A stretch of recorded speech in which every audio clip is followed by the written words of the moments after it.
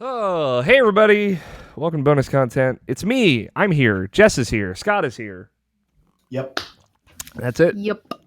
It's the three-man show. Here's the thing. Scott and I have done a lot of three-man shows together. Him, me, and some other fucking person. Whoever that is. It was George Cruz last time. For a time, it was just Scott and Option and I. This is a special treat, I would say, Jess. I'm excited. Yeah. It's more intimate. It is more intimate. Mm-hmm. And it's certainly going to get... have to talk now. Scott has to talk now because he's got to pull some weight. It's certainly going to be something. How are you doing, Jess? I'm good. I'm a little bit tired, but I'm good. Me too. I was up for 27 hours last night. Oh, why? Why? My life's a mess. More specifically, I'm a mess and my life is fine. Yeah.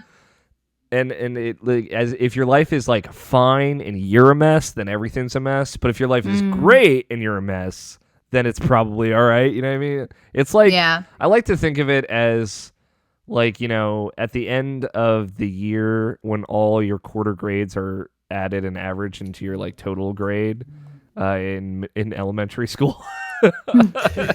Because they stopped doing that in high school. You know, you got to average it out.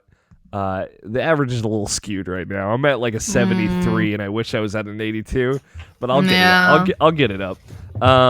C's get degrees. That's what the kids say. True. I feel like you've had a lot going on though. You have a job now. Yeah, I just got hired. I start work tomorrow. I just got back from like 2 trips that were like almost back to back. It's been nonstop. And like Moises was visiting you right before then, right? Yeah, not too. I mean, it was back in April. Jesus, that feels like, I swear to God, that was like a week ago. Yeah, no, it was like April, and then in May I like finished up school, and then in June I had a cruise, and then July I had New York. It's been a lot of stuff this summer. Yeah, busy summer, hot days in the summer. How are you feeling now? Now that everything's passed.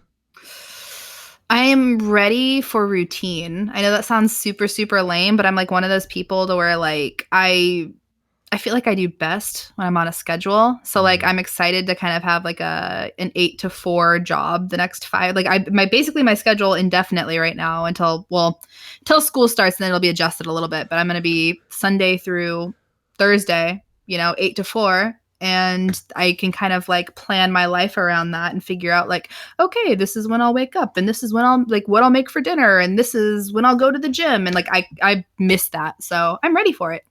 Yeah, I get you. Like I've never had a regular schedule. Yeah. Outside of school, I guess, but I hate school, so that's never helped me. So like I don't know. I think I might function better on an irregular schedule. Who knows? I'll never find out. So my life will always be like this probably. So who knows? But yeah, I'm more power to you. What like are you gonna get together your weekend, your Friday, Saturday weekend plans now? Like, are you gonna really have a party out weekend? Maybe. I don't know. I haven't thought about it that much. I mean, I should. Oyster. I know. I should though, because like that's the thing is I feel like life seems to like, I don't know, just be more meaningful or like feel better when you actively are like, hey, instead of, on my weekend, I'm going to end up falling into a depression pit and sit around my house, and then 48 hours is going to pass and I'm not sure how that happened. And oh God, I didn't do anything. That sounds all right. That's usually how I live. That's usually how I live. Yeah, it's like I'll do stuff and I'm like, I deserve to have some free time now. And then the free time is like a stretch of like 2 days, and it just turns into like this black hole. And then at the end of it, I regret it because I'm like, man, now I'm busy again, and I completely wasted all of that. So I should find things to do on weekends and like actually, go do things. Yeah, I think about enjoy myself. Like, it just sounds like too much work. You know what I mean? Yeah. Sorry, I gotta leave the house. I gotta put on. I'm just saying this because I'm on a podcast right now. Really, it's just it's straight into the black hole. Yeah. Get home on Thursday, straight into the black hole. Yeah. It's like, all right, I'm closing the blinds and they'll open again on Monday. Yep. Yeah, I feel that. What about you, Scott? How are you doing? We're in the pits of the So summer. on the notion of doing stuff and not falling into black holes, how do you feel about getting kidnapped to go fishing? I don't like this. My thing is like, and I think like only because like Tony and you have showed up at my house before and been like, we're doing something now. It's like, I gotta do something, I guess. I don't like when people do that anymore. I used to, I guess, like it when I was younger. But like I need to like mentally prepare myself to be around people. Like I am introverted enough, and I know that about myself enough that like I don't like it when people show up in my place and like we're doing something. It's like I was actually gonna just be pantsless for the rest of today and not do something. Can we factor that into your plans? But to be fair, Scott, it seems like something your family would do to you is like, hey, you're going fishing with us now. Did you go fishing? Yeah, that's exactly what happened. That sounds right. Did you catch anything? We caught 8 flounder. Okay. That is the limit of what you're allowed to do. So after you do that, if you get caught with any more, you get a fine. Damn. Ooh. Yeah, makes sense. Probably also the limit is 1 flounder.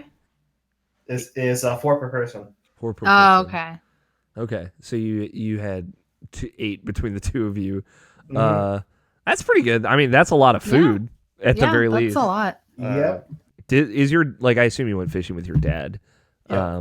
Is your dad like I guess of course I've met your dad. I know, of course he's like, I'm gonna catch it, I'm gonna cut it home and skin it and eat it tonight. We were about to do that, but we went out to eat and we just had too much food, so we cooked a couple of burgers instead of eating all the fish. Mm-hmm. And we're just gonna take the fish home. That's good. That works out. There. Is fishing something you've done all your life, Scott? Just about, yeah. Damn. Do you remember the first time you ever went fishing? Nope. Fair enough. Yeah. I remember the first time I went fishing. I've only ever fished I've been doing once. it too long. That's good though. Like I don't know. There's something to that. When did you go fishing, Jess?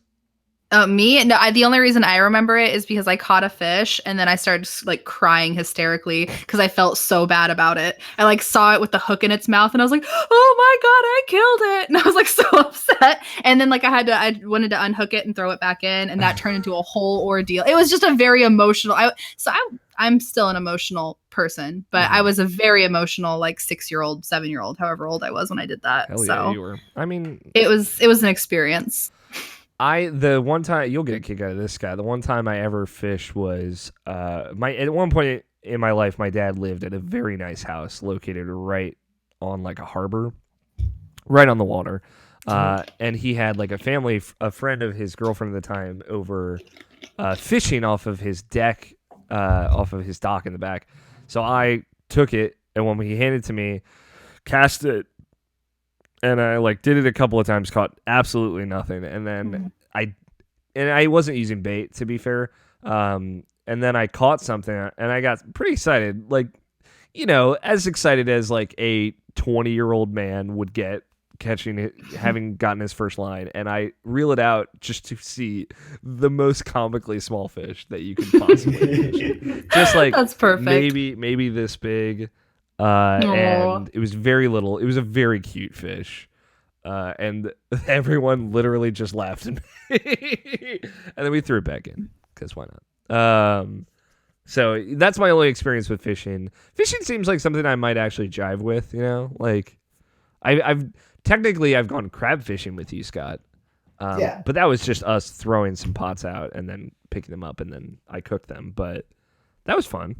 And that's chill. Like that I guess is more my speed. But like maybe like the idea of just chilling on a boat in the morning with the line out and just waiting for something to happen. That sounds all right to me. How do you feel about getting in that water? You're losing me. What if that water was about 50 feet deep and you could see the bottom from the boat? Ooh. I would feel better about it. But we can do that. You told me about this jellyfish situation, and I'm not out here looking to get the zapped. entire time you'll be in a wetsuit and you'll be able to see them coming from at least 50 feet away. All right. I mean, you don't have to pull my arm. No. Yeah, I don't know. We should And then make. what we'll do is we're gonna give you what's called a spear gun. Okay. You're gonna shoot a spear at the fish now. I played video games. I know how this next part goes.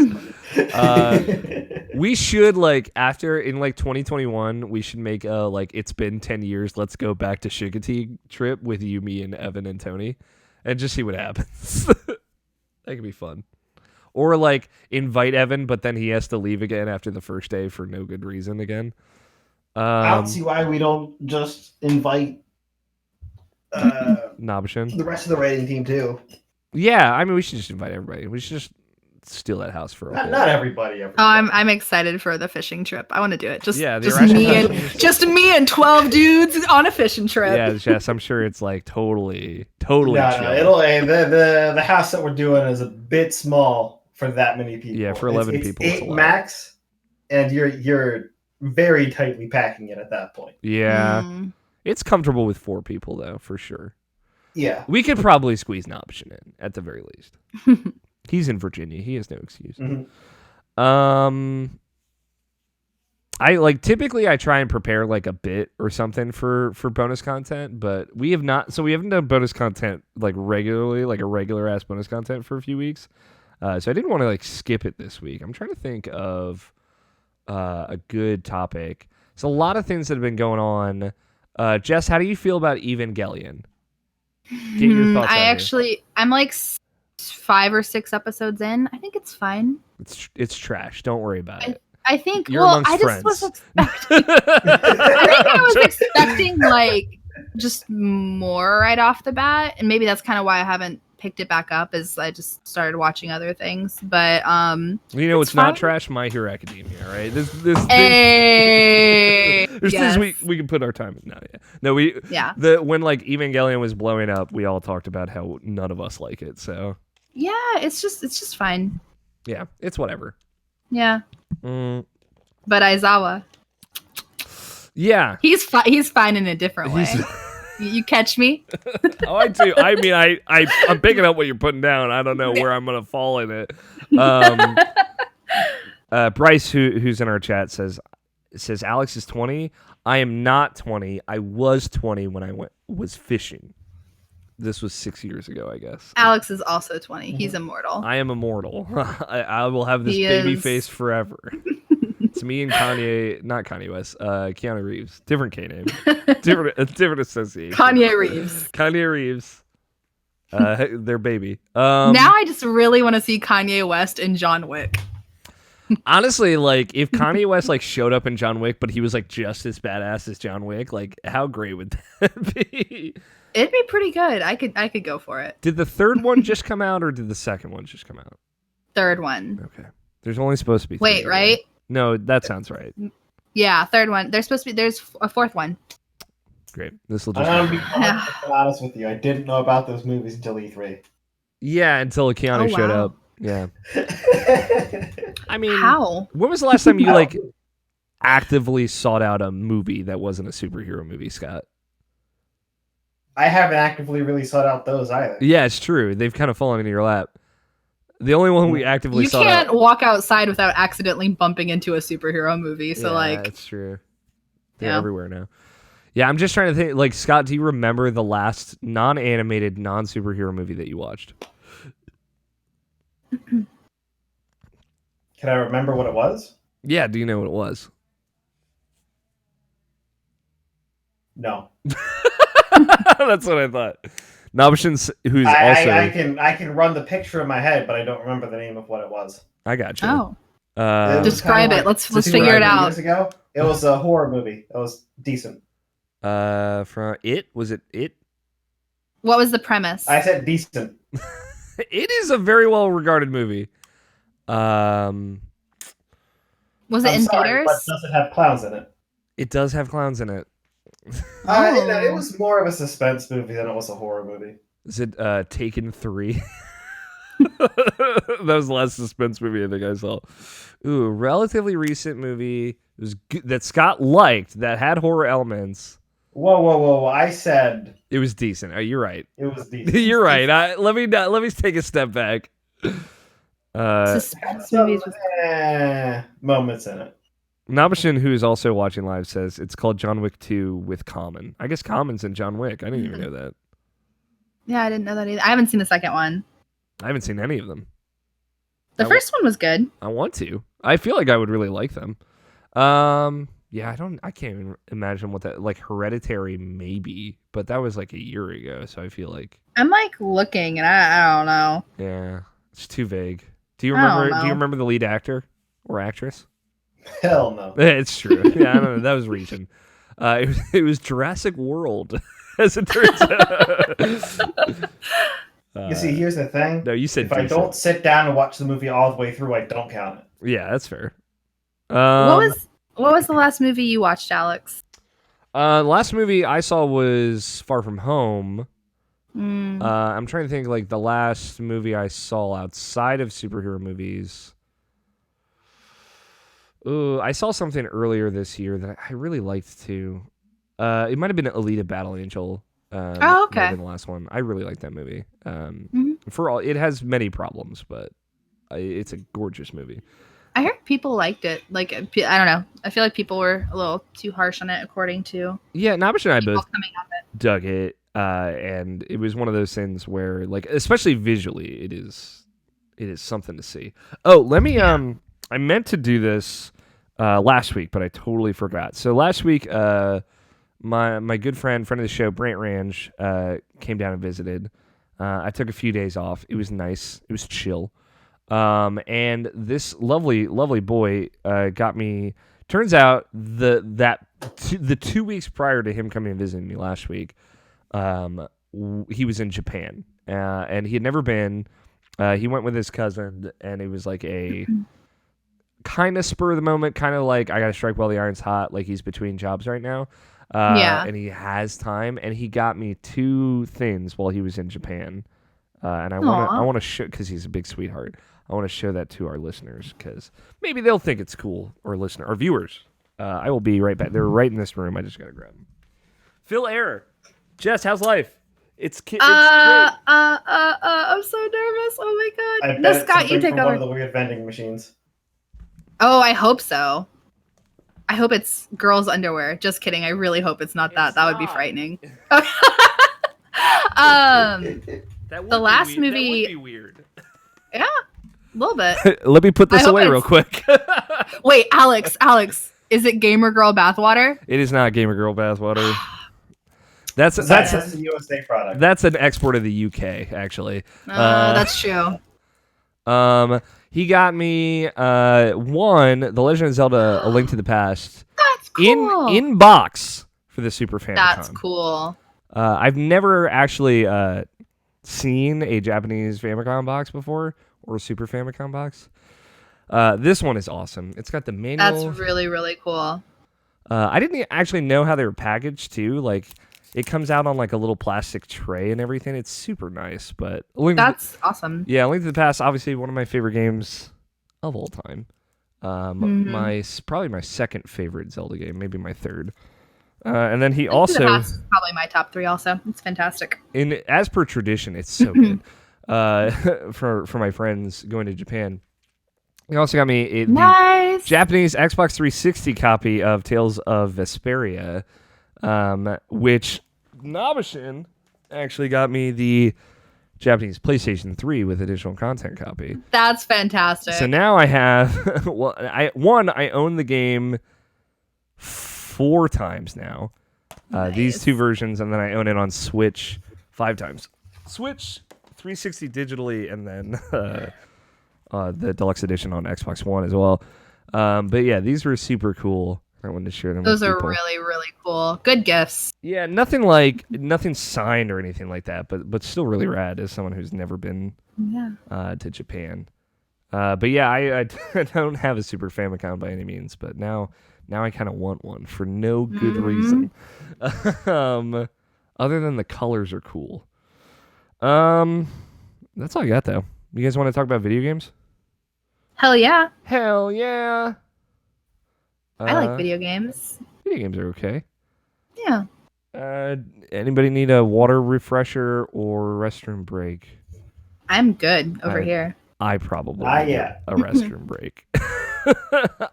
I know my limits. Take one later.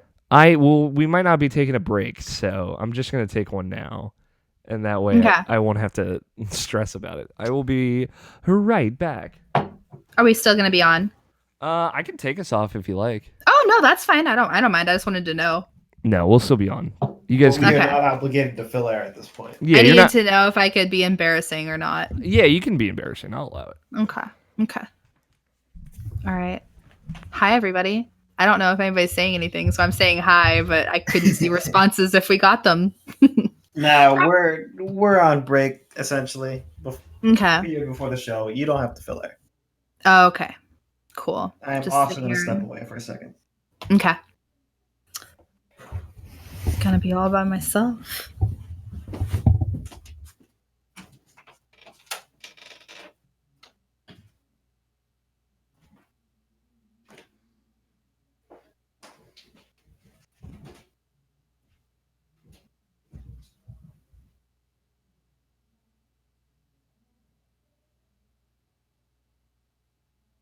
I'm gonna spend this time on air that we're not doing anything texting.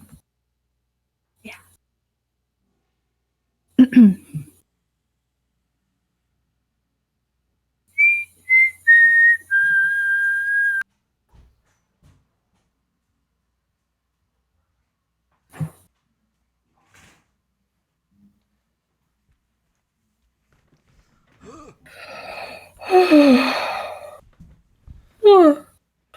I'm back. Welcome back, boss. Danke. What are you doing, microphone? What do you want from me? Have you had an outlet to talk about Final Fantasy VII concert, Jess? That's a good question. Yeah, actually I have. I talked about it on Best Friends Talk Funny. And I feel like I talked about it on something else. God, I don't even know. Oh, our Final Fantasy VII breakdown. Yeah, that's what it was. Okay, I was gonna say, like, I feel like I talked about it with you. We didn't like talk about it in detail though. No, I talked about it more in detail, I think, on Best Friends Talk Funny. I heard from some people that it sounds like it was a bummer. What did you think? It was a little bit of a bummer. Dang. I don't know. Yeah, like, I mean, okay, so like when the symphony actually played music, it was wonderful. But a lot of the concert was MIDI files being played while everyone, including the symphony, just watched a TV screen. Dang. Yeah, so like that was kind of, but it was still a really great experience. I cried not once, not twice, but thrice. Have I told you how many times I cried during Hamilton? I think you have, but tell me again. It's 15 times. Oh my gosh. Okay, that's going to be me though. That is okay. Hey, it is. Yes, I agree. It will be you. I am going to try my hardest. I think next summer I'm talking to Moises about going out to New York not every summer, but like next summer again, because like, why not make it a tradition? It was fun. But I want to actually save up money and not be a broke bitch this time. And I want to see Hamilton. And if so, you got to come with us. Yeah, I'd love to go. Yeah. Love to see. So yeah, that would be awesome. I anticipated that I would tear up or cry at least 8 times. That was like through the whole show. And then I did that. I teared up 8 times / cried 8 times in the first act. I was like, well, it might have even been 10 times in the first act. I don't know. It's hard to remember which one I cried in more. I was so self-conscious because my mom was right there. She'd never heard it before. She'd been saving it for that. She loved it. Oh, that's great. Yeah, and she just kept looking over at me, seeing me fucking tears down my face, quietly sobbing into one hand. No, like Burr is gonna walk up and be like, "How does a bat?" And I'm just gonna be like, no, yeah, I cried in the opening song just because I was seeing it happen, and I didn't. And I was like, "Fuck." And then No, that's how it was at the Final Fantasy VII concert. Like, I just started crying at the very beginning. Like, it was during Prelude, which is really pretty anyway. But, like, at the very beginning, just because I was like, oh my God, Final Fantasy VII's being remade and I'm at this concert. And, oh my, like, it was a lot. Have you listened to they put out the orchestral version of the battle music from the remake? Have. Fuck, dude. Whew. It slaps. It slaps. No, it fucks straight up. Mm-hmm. It's whatever. Fucks hard. Yeah, whatever's beyond slaps. It fucks hard.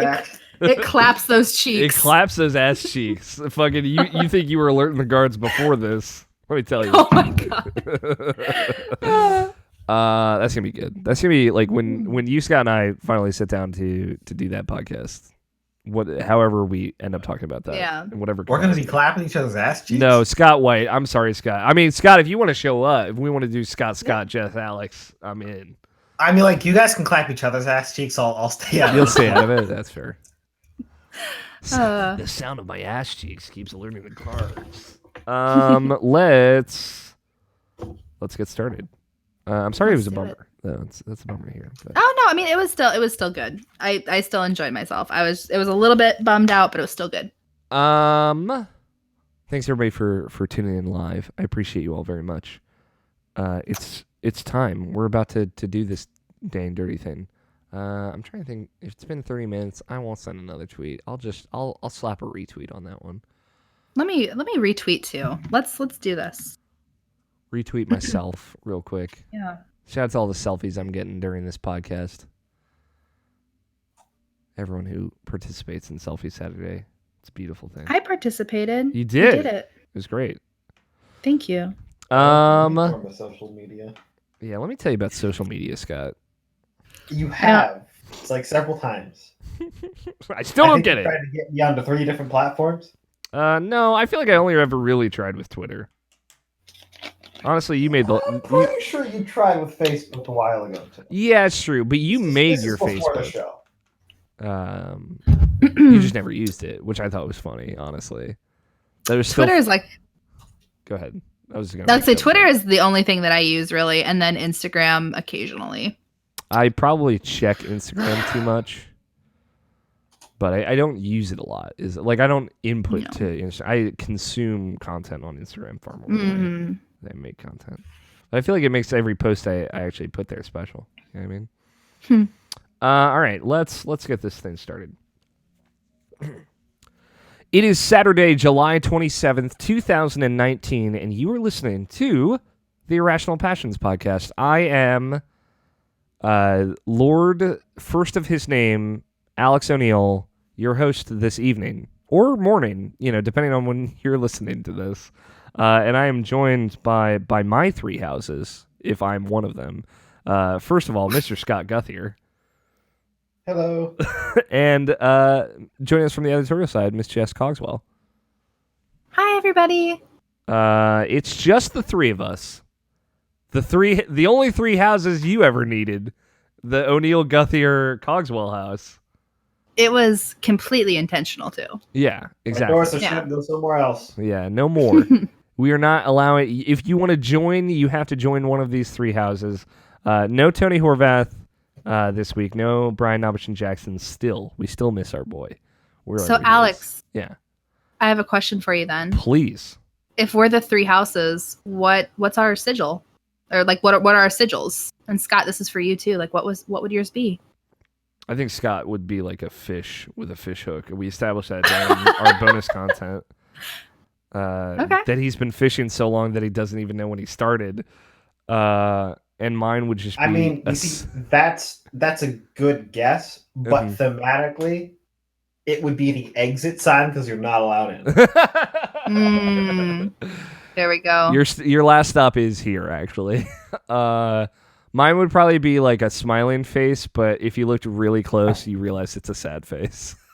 Oh no, that's so sad, Alex. Why? That's so real. Imagine looking at a smiley face. You're like, oh, it's a smiley face, and then you like really look at it, and like suddenly it's frowning. And you're like, oh, like the sadness I feel from realizing this is so much deeper than anything else I've ever felt.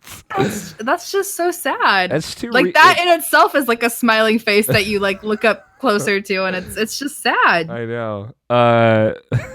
What would yours be, Jess? Mine's just fucking Bruce's face. Just when he's making one of his manic smiles. Your dog, for people's reference. Yes. My dog, Bruce. Or it'd be like a raccoon. Just for no particular reason. Just because raccoons are cool. Yeah, they're cute. They're scrappy. Got some gnats flying around me, so video viewers can just look at me and be like, "Oh my god, why is he like this?" Sometimes you just gotta slap the air. Just the three of us. It's gonna be chill. Short show, more than likely. Thanks everybody who's jumping in, tuning in live. We record every Saturday night around 7:30 p.m. Eastern time.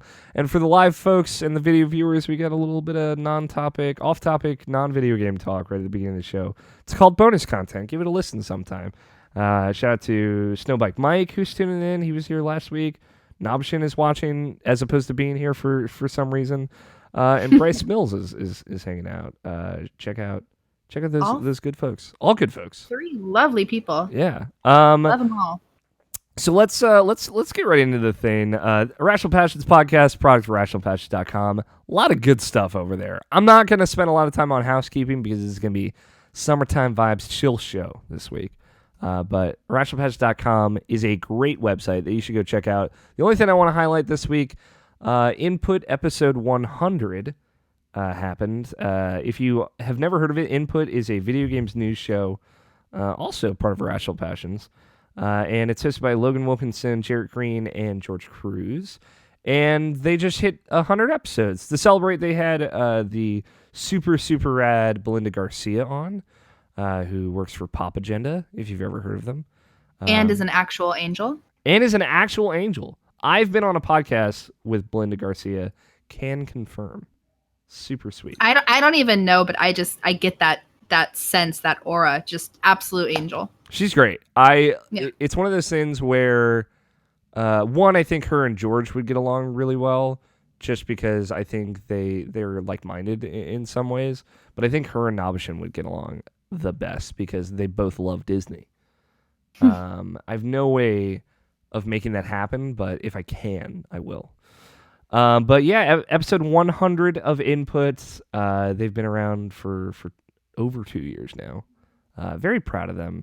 100 is a big deal. Obviously, we're way past that. But honestly, once we hit 100, that's when we peaked. So this is, I think like the next one you have to look forward to is like 6,969. Yeah, at this point. Yeah. I mean, once we hit like 469, like I'm gonna bring it up. Oh yeah, there you go. 469. Like every 69, like I like to be like, because you hit 100, you hit 69, we did you 420 earlier yeah. this year, and that was momentous for sure. Yeah. I mean, like 500, I guess. Yeah. Yeah. How old would you be if you hit? Well, oh wait, no, 500 is not even that far. Oh my god. I know. Oh, that's next year. Like, I was like thinking, I'm like, oh, that's like 10 years away. And I'm like, wait, fuck, no, it's not. That's like if you've been doing a podcast for 10 years. That's wild. And then you're like, oh. Wow. Time is crazy, man. We're coming up on, I will have been doing this podcast for longer than I haven't been. Like, we're getting relatively close there. Like, I mean, I guess it would have to be 17 years. So we got a little bit, but we're closer than I thought we would get. You know what I mean? No, I'm just kidding. This podcast is eternal, just like all things Irrational Passions. But yeah, go check out Input. You can subscribe on all of your preferred podcast listening services. Even Spotify. They even let our shows go up on Spotify. But we're going to talk about video games today. Because it's really all we got. We ain't got no questions. We ain't got no news. We got video games to discuss. So let's talk about video games. Jess, it's been a minute since you were on. Yeah. What you been playing? So last week I finished up Grease finally. Yes, Grease. That was good. Great game. Yeah, it was actually, I thought it was really, really great. I liked it a whole lot. Yeah. I don't know, the puzzles were really satisfying. I really liked, I don't know, it's because like you think that like especially once you get close to the end of the game, you're like, oh, like I have this all down and like, you know, I understand all the mechanics now and I'm probably not gonna like nothing new is going to be implemented. And then you get to like the portion where you cross the line over and like gravity flips to the other side. Mm-hmm. And that shit was so fun. I could play an entire game where like that was the thing. And you had like this line, and if you go to the other side, it's like gravity is on one side. Like that was I loved those puzzles. Well, it's cool too because the game is like all about restoring color to the world, right? Yes. Which is kind of like a larger metaphor that it plays with. But you Yes. do red, green, blue, and at that point I was like, okay, we did it. Color has returned, and then they're like, no, there's yellow still. And then yellow is all about like the kind of gravity flipping mechanics. Mm-hmm. And the way those levels are designed and the way they look, I think, is also some of the best stuff in that game. Oh, that game is beautiful. And like the music, also absolutely incredible. Mm-hmm. Like all around, it's just like a very aesthetically pleasing game. But I think the thing that stood out to me the most, which is bizarre because like I'm the person where like the theme of the game and then like the aesthetics of the game, those are usually the two biggest things for me. Mm-hmm.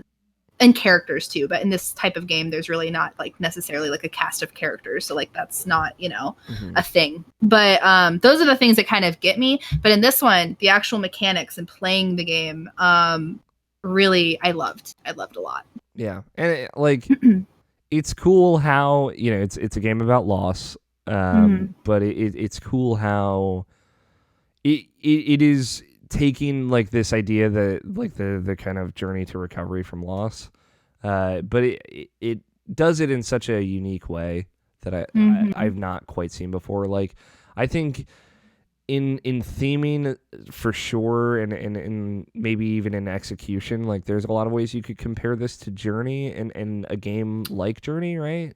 Yep. But I think so. It just goes about it in such a unique way, and the presentation. It stands on its own, right? It's very staunchly and proudly a like unique video game, and I really like that. There's nothing like Grease out there. No, I think that's something else I really appreciated too, because it kind of is like this personal journey through trauma, through loss, and just kind of becoming yourself again and finding the color in the world again.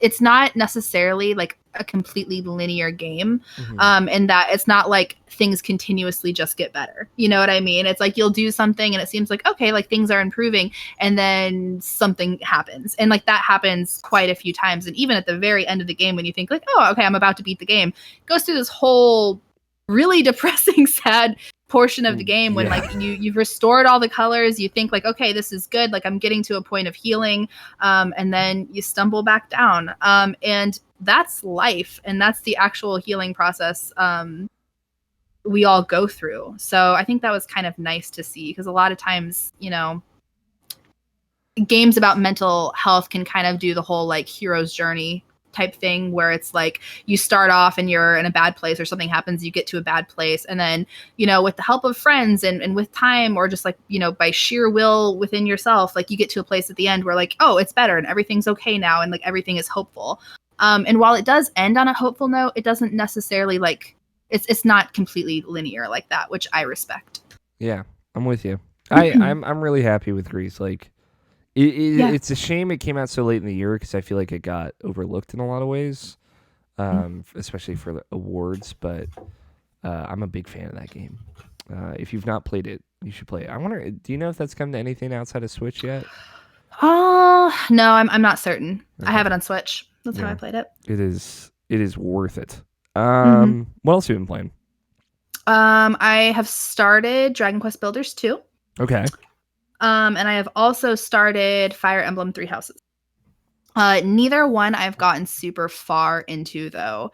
But both seem like they're going to be fun. So I think that I don't know. See, this is the thing: is the Switch has so many good games. And both of those games we have for the Switch, and Andrew and I only have one Switch, so Oh no! one of us just monopolizes it constantly. And right now it's been him with Fire Emblem. But he like I don't want to make him sound like a bad guy because he's always like, "Well, do you want to play?" But I'm also like very like passive, and I'm like, "No, it's okay. You can play it." I know the score. I know Andrew's a bad guy. Don't worry. Yeah, that's true. He is I know a very the bad truth. guy. But I don't know. I'll probably like kick him off here in the next 24 hours and be like, okay, now Mom said it's my turn to play the Xbox.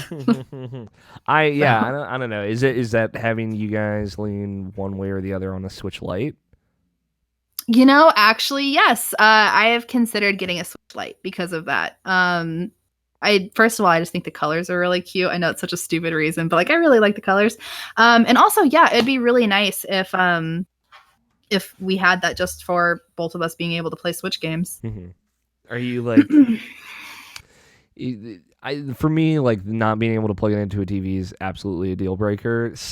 Yeah. I don't know. See, but that's the thing. But I would still have the other Switch too. So it's like if I want to play on the like TV, because I think I probably prefer playing on the TV. I think more than he does. He's totally cool playing it handheld. So I would probably get. This is another thing where I tell you I'm a passive person. I usually always get like the older versions of the consoles whenever we get new ones. So like we got the PlayStation 4 Pro, and I was like, okay. So I primarily play on the other PlayStation. But yeah, so I would probably. This time it would work out for you. Yeah, this time. Yeah, this time it would. So I would probably get the older Switch. Would be like kind of my baby, and I play it more docked. And Andrew, I think, would be totally content with playing it handheld. Yeah, that makes sense. It's the one thing, the one hang up, right? And then they announce like, all right, and we're just re-releasing the Switch with 9 hours of battery life instead of 5 now. So it's like, I know. I was like, that's kind of, I don't know. I feel kind of rubbed the wrong. Yeah, I get it. Like, I don't know. I understand like why it's like, hey, like they just don't even make those old chips that we put in this anymore. So we're just putting in the new ones. No excuses. They should give everybody a new left Joy-Con and a new chip. They should give everyone a new battery pack for their Switch. I want a representative from Nintendo in my house once a week checking in on me, making sure my Switch is doing okay. They'll send you a 3DS, but it has to be tethered to a woman in order for you. Do you remember this? I don't know if you do. No, I don't. When the 3DS like press kit went out, like Nintendo went to like all the offices of those big video game websites, and the 3DS was like attached to a human, and it was a lady. How do I get that job? Yeah, right. How do I be? That's what I want to do. I want to be 3DS jockey. Woman. Yeah. No, I want like Switch lights just attached to me. Yeah, I don't know. That sounds perfect. That sounds like a pretty alright gig. Yeah, and then I won't have to sell Gamer Girl bathwater. Gotta get that money somewhere. I know. I'm getting desperate, y'all. Yeah, I know. How do you feel about Dragon Quest Builders 2? We haven't talked about it on the show at all yet. I really like it. It's a cute little game. I am probably I don't know, like an hour into it. So not very far, but it's cute. I like it. Mm-hmm. Is it as cute as Sigma's toes in Overwatch? I was trying to figure out the best way to like really just get in the middle of it. You know what? Blizzard just hurts my heart repeatedly. So they announced new hero for Overwatch this week, Sigma. Yeah. What hurt you about how did he hurt you? I just feel like he is 1000% this trope of mentally ill people. Ooh. And instead of like addressing the fact that it's just a fucking trope, they're falling back on tropes as justification for why he's a character. What's Sigma's whole deal? Like, all I know about him is like the mechanical aspects that he brings to the table, which is what I was expecting here. So what's funny is like the mechanical aspects are the thing that I really don't know, because like I like saw his little short. Did you see the short thing? Like I didn't watch this short now. You didn't? Okay, so like I guess he is this incredibly smart astrophysicist who has a split personality, and one side of him is like a weapon or something evil. And he gets put into well, they say an insane asylum, which those really don't exist anymore. But they call it an insane asylum, even though this is in the future. And then I guess he escapes, and now he's fighting. Insane people. asylums only exist in worlds where there are supervillains. In all defense, like, which is, I guess. Well, I mean, they used to be a real thing. Yeah, they did. But yeah, I guess. But it's like you have Overwatch, which is like supposed to be kind of this like view of the future in which like you have, cybernetic enhancements and robots, and like that was like the huge conflict at the beginning. And robots right? are just fucking people. Yeah. I thought this was progressive. Yeah. And then you But have these enhancements made supervillains, Yeah. right? Yeah. So now you need the insane asylums again. Yeah, now we have Because supervillains. you really have two options there. Insane asylums it's are just back. like, Kill them, Or like okay. or let them start killing a ton of people. yeah. Do you want me to get like really real here though? Yeah, tell me, like, I want to know. I will get really, really, really dark and real here. Yeah. So after I was in a hospital in April, after I had an incident involving feeling suicidal, like the whole thing that I guess Jeff Kaplan said is the reason why he's not wearing shoes or socks or anything like that is because shoelaces could be used to like hurt other people or kill yourself. And it's like when I was in the hospital, I wasn't allowed to have a phone charger because they said that I could strangle myself with a phone charger. Yeah, that seems like such a thing to it latch was like, onto. Yeah, and it was like I don't know, but it's like you couldn't have given him socks. You couldn't have. It's like it just that little detail and being like, it feels like Because like exploitation. Like it does. It just feels weird. Like it made me feel really uncomfortable. It's like, man, I was just there, and like it just makes me really uncomfortable. That's what you would latch onto to parallel to like make this a thing. It's just like one slip-ons, y'all. Like yeah, he would be wearing fucking socks. Yeah, for me, him not wearing shoes was like a kind of like fun, quirky thing about him. Like he just doesn't like shoes. Yeah. Like that's all I knew about it. But like that being their kind of justification for this aspect of character design. That's a poor justification. That's stupid. Yeah, and it's not even. Well, and also like it's not even realistic. Yeah. Yeah. No, it was just, I don't know. The whole thing made me feel incredibly uncomfortable. And the fact that it's like, you see this trope, I guess, often as well. And this doesn't even have anything to do with like necessarily mental illness, but like of the incredibly smart, but like, I guess maybe it has a little bit to do with like mental illness. It's like the genius sociopath type thing. Like even Sherlock Holmes falls into that a little bit, where it's like you have this incredibly brilliant person who's a dick to everyone, or there's something like it falls into also like the whole like you can't be brilliant and kind at the same time, right? No, you can't. You have to be the smartest person in the room, but also the most condescending and hurtful. And in this case too, you also have somebody who's mentally ill, and instead of being this game does have Winston. This game has Winston. Right there, that's true. It's true. Winston is like a brilliant genius, but is like a kind heart, I guess. Yeah. I mean, even that, like them, like balancing that out with such a tropey character is kind of a bummer, though. That's the thing. It's Sigma to me is just a bunch of characters we've already seen before, a bunch of like used cliches, and I don't know. I'm over it. I'm really over that. I'll say like in its defense, and not necessarily in defense of Sigma specifically, because, I'm not necessarily jabbing what you're saying here, but like one of the things I like about Overwatch as a whole is how it takes kind of tropes and stereotypes and kind of like weaponizes them as like representation in a lot of ways. Yeah. So maybe there is more to mine here, like, and maybe there are things to change here. Yeah. And like giving them time with characters has only made them better, I think. Like I don't think they've made any of their characters worse. And I know some people vehemently disagree, but like those are usually people that like don't like gay people, so I don't really care what they think. Yeah. So like maybe there is room to grow with Sigma that will like make that character better in the long run. Yeah. I guess like, and it's easier for me to say this not knowing as much. Again, there are gnats in the room. I swear I'm swinging at something over here. And this is just someone who doesn't have as much knowledge about the character, so it's a lot easier for me to say. But like my hope is that this is where we're starting, and I'm glad that they're at least trying to portray a character like this as opposed to like just not. See, and I don't know if I agree with that, just because like I feel it, like to me, and I actually just on Palin Around, we had a conversation about mental mental illness in video games. To me, there's a really big difference between like showcasing something and representation. If the only like representation we got of mentally ill people in video games was like the Joker from Arkham Asylum, that's not good representation. And like that's like basically what Sigma is. It's like that level of mentally ill seems like what they're going for. You know what I mean?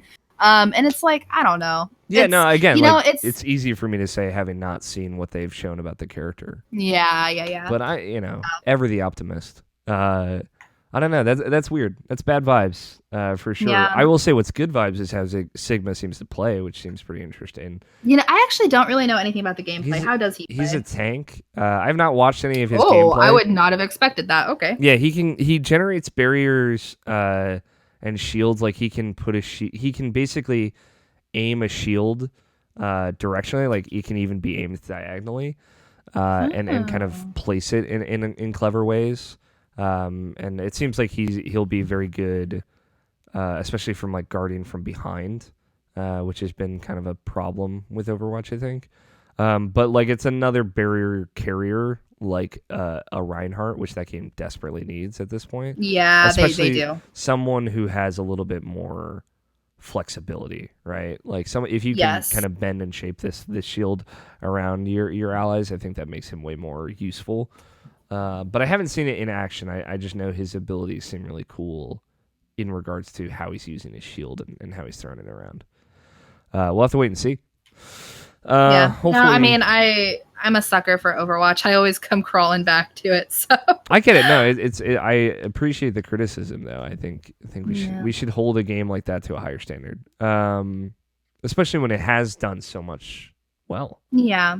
And I think maybe that's what sets it up for that, because like there's a lot of things that Blizzard's done wrong with Overwatch for sure, but I think that there's a lot of good too. I really genuinely do. And like one of the I mean, there are a couple characters I think who might even have different like kind of disabilities or mental illnesses. I mean, even Symmetra, I believe, isn't she? She's autistic.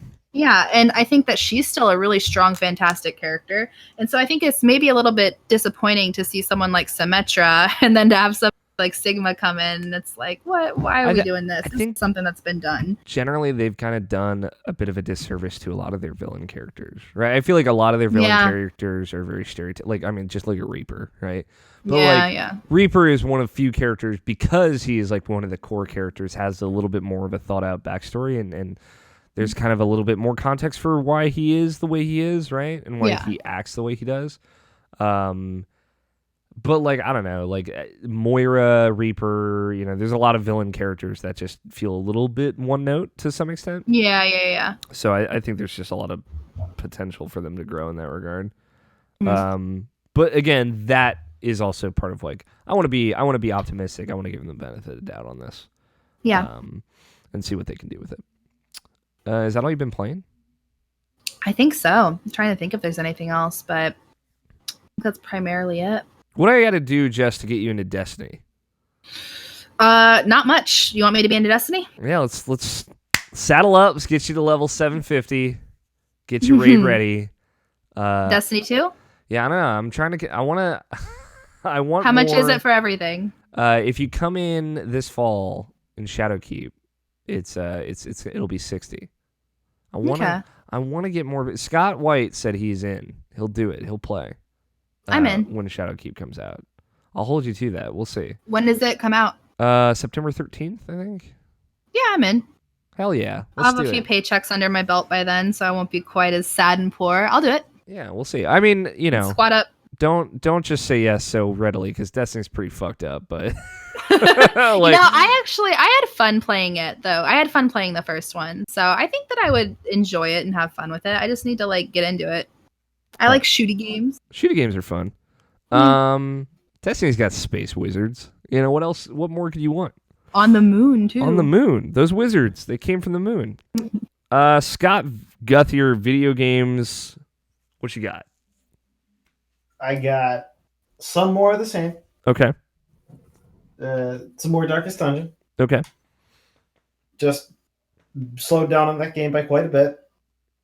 Are you still playing that on PC? Yeah. That's the definitive way to play Darkest Dungeon. So Fair we enough. tried it with a controller setup, and the controller setup controls aren't very good. I heard that's what I've heard. The So- controller mapping's bad. I just know it would be great on Yeah. Switch. You know. So yeah, like if Switch added touch controls, I know so there's a Vita version of that game and it has touch controls, but I don't know if the Switch version does. right? I'm And not like that might be a good idea, but I'm also not one to double that. Mm-hmm. I get you. I was just curious. So there's a bit more of that. Not too much to say there. Haven't learned too much new. Okay. What else you got? As far as more of the same, some more League, Mm-hmm. and then we're moving forward in Sekiro. Hell yes. Ooh. I'm just curious. So- God, I need to play Sekiro more. Oof. I'm just curious, Scott, before you get into Sekiro. When you play League of Legends now, do you play more teamfight tactics or more standard League? It's half and half at this point, Okay, cool. I was just because TFT is one of those things that you can kind of put off to the side and do. yeah, it seems like it.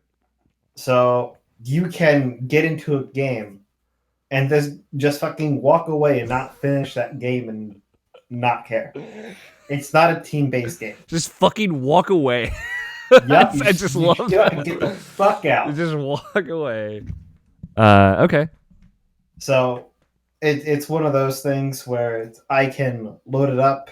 It's not an action-based game, so it would be like playing some Darkest Dungeon, and I can just get up and do whatever I want during it.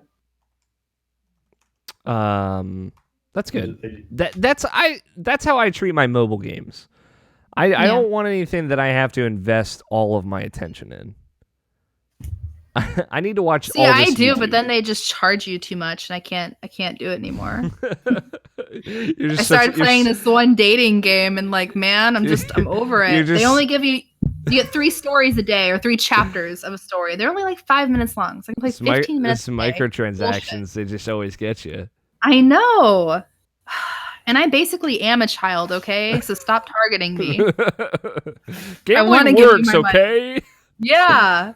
God. I gotta buy all these loot boxes in this dating game.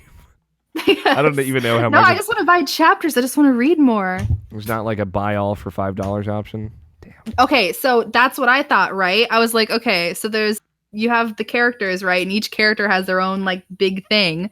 And there is an option to buy all. And I was like, okay, this is like $5 or $10 or something like that's not bad. And then I realized that so there's like, I don't know, 20 something chapters for each person, and each chapter is in 3 parts. It's $5 for a chapter. So like the 3 parts. So you'd have to buy like all 23 of those for $5 a piece. So it'd be hundreds of dollars just to read a fucking like mobile Just game to know what the story is. Just for one character. Okay, Can you go back and read chapters? Yeah, Yeah, you you reread? can. You can reread, so it's like I guess buying a book, but the book is like fucking $80. Yeah, it's an $80 book. That's the textbook right there. I hope you're learning Well, something. Right? what I would recommend doing is I would just open it I'm up. learning how to be horny. skip the goddamn chapters, Mhm. right? Okay, go on. And don't read them every day. And then just Yeah. oh yeah, just And then skip ahead when and And then you the can time just is binge. up, then you binge. Mm-hmm. just like Netflix. I like the way you think, Scott. Scott, you're a thinking man. I love it. Now you can talk about Well, Sekiro. you Or- also have to understand, I've been bouncing in and out of the grossest, the most grossly monetized games forever. It's true, yeah. And so, as far as mobile games goes, that Mhm. are precised exactly like this, I have spent a total of $0 on. Yeah, I mean, Also, you don't get to do certain dates and do certain fun things unless you spend money too. So the way I get around that is I just go and watch people who did spend money. that's pay to win bullshit. I can't get into this. It is. I hate it. Pay to date. Good, but yeah. pay to see your favorite character without their shirt on? I thought of a lot of titles for this podcast while we were talking about fucking microtransactions in horny games, so I'm feeling pretty good. Good. Now you're allowed to talk about Sekiro, Scott. All right. So Speaking of hotties. Yeah. Wolf. Oof. Oh, yeah. Sorry, we've ruined this When for we you, left Scott. I could. I was just dicking around because I forgot how to play the game. Yeah, Mm. it had been long enough. Quite literally, I didn't know exactly what button did what. Mm. So I beat the headless, and I was just dicking around the outskirts of the castle, Uh-huh. looking for anything that might have changed. Yeah. And lo and behold, it didn't do that yet. So the first thing I did when I got back is I was like, all right, I'm probably going to miss something. But at this point, I'm just going to go fight Owl and say, fuck it. Yeah, that's fair. You pick up on those things like in multiple playthroughs too. I know you'll never play this game again, but I don't even know why I'm saying this, but I get it. Yeah. I love the Owl boss fight. That's one of my favorite fights in that game. It's a pretty cool fight. Although I'm going to have to say most of these types of fights are just kind of easy now. Yeah. That's fair. They do fairly low posture damage. Yeah. When you have this much vitality. Yeah. And it's vitality that you get just by running into things and killing them. Yeah. And like running into minor bosses and killing them. What I like though is that in other Souls games, I don't know how you feel about this, Scott, because like I know you play these games differently than I do, right? Even if we do end up having similar journeys, but like there's always a point where you can ask for help for the most part in a Dark Souls game. The catch-all like solution to your problems is usually like, let me summon a couple other players into my world and we'll figure it out together. This game has none of that, so the routine of like learning a boss fight is so much more intimate, I think, and it is so much more like, in a weird way, it reminds me of like old school games. Like Sekiro reminds me a lot of The Messenger. Oh yeah. Yeah. It's fun because I rarely in those games I rarely summoned people to help me kill a fight. Yeah. Like very rarely. Mm-hmm.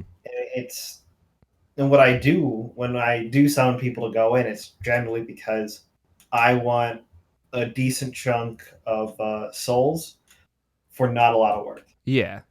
And I don't feel like getting to the point where I can cheese the game. Yeah. So I summon a bunch of people, and I get them killed at the boss fight because it's hilarious. Yeah, of course. That is really funny. It's awful, but it's funny. But like, even like, I mean, they don't lose anything. Maybe they're good enough. Maybe they'll get good. Maybe they're good enough to win. But even still, like, and I think you'll agree with me here, Scott. Like, I feel like Dark Souls, especially like Bloodborne, maybe a little bit less than this, but like, there's so much going on, and the way combat works in those games is so different than Sekiro that like. Mm-hmm. There are times when you play a fight in Dark Souls and you'll just see them do a thing that you've never seen them do. And granted, that can happen in Sekiro as well, but like in my experience going through and like having to fight some of those bosses like 30, 40 times by the end of it, like you have to know and you are ready for every single move that this boss has under its belt. And I think there are two exceptions to that. Mm-hmm. And do you know which ones they are? Which ones? I'm curious what you're thinking of. So, one, there is the final boss. Yeah. Have you gotten the final boss? Yes. Okay. And then two, there's the Hellfire Demon.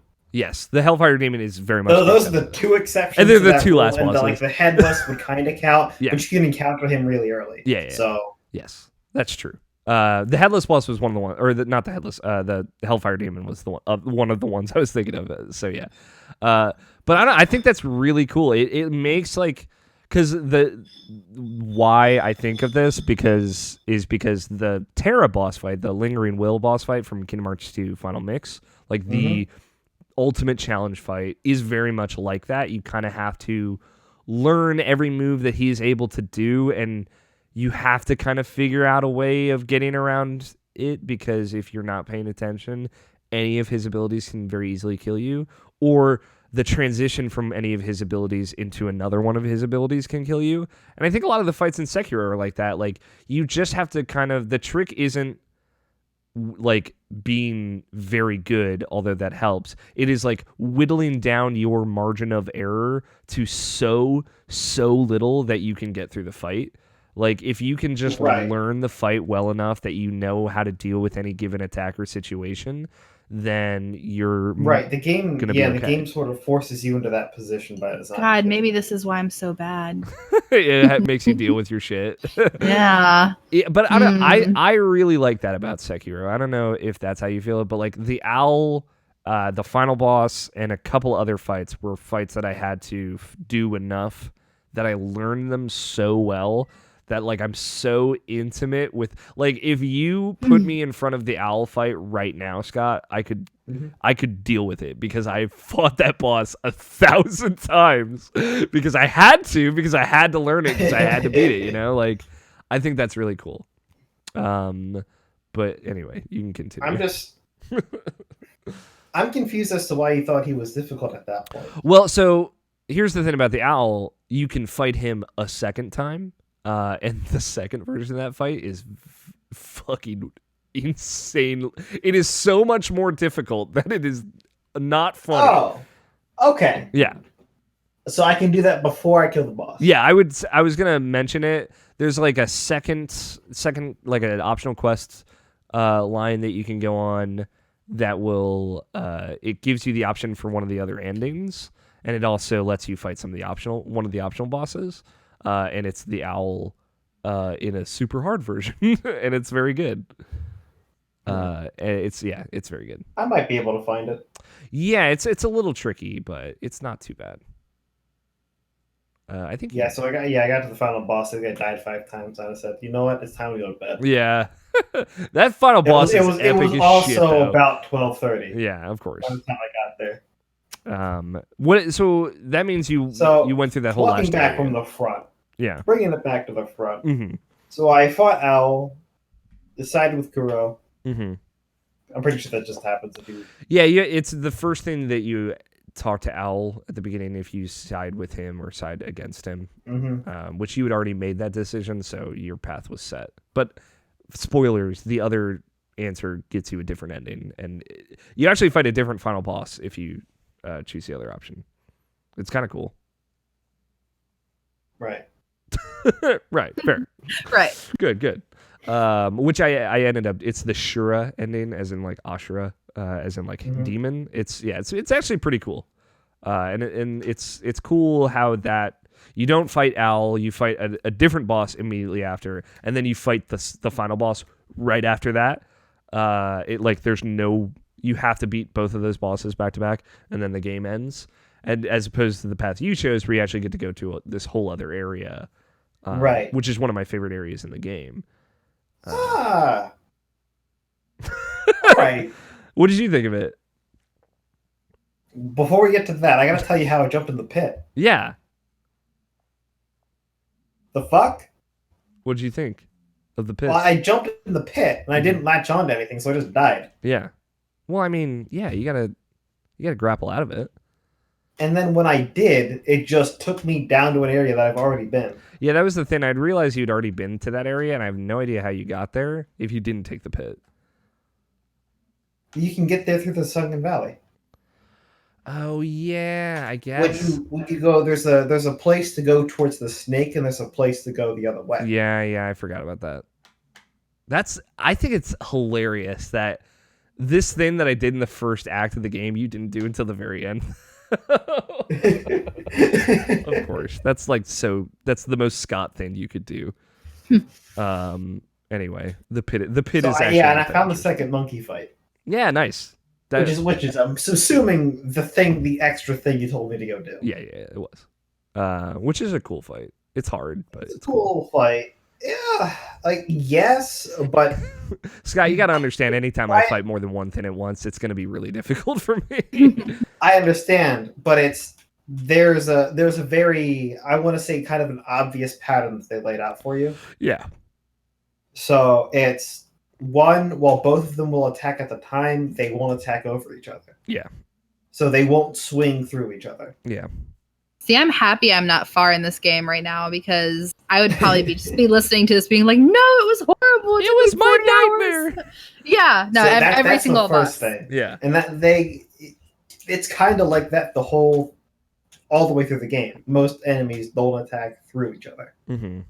I think that is their one balancing point for it. Yeah, they try not to like break their own logic too much, which is good.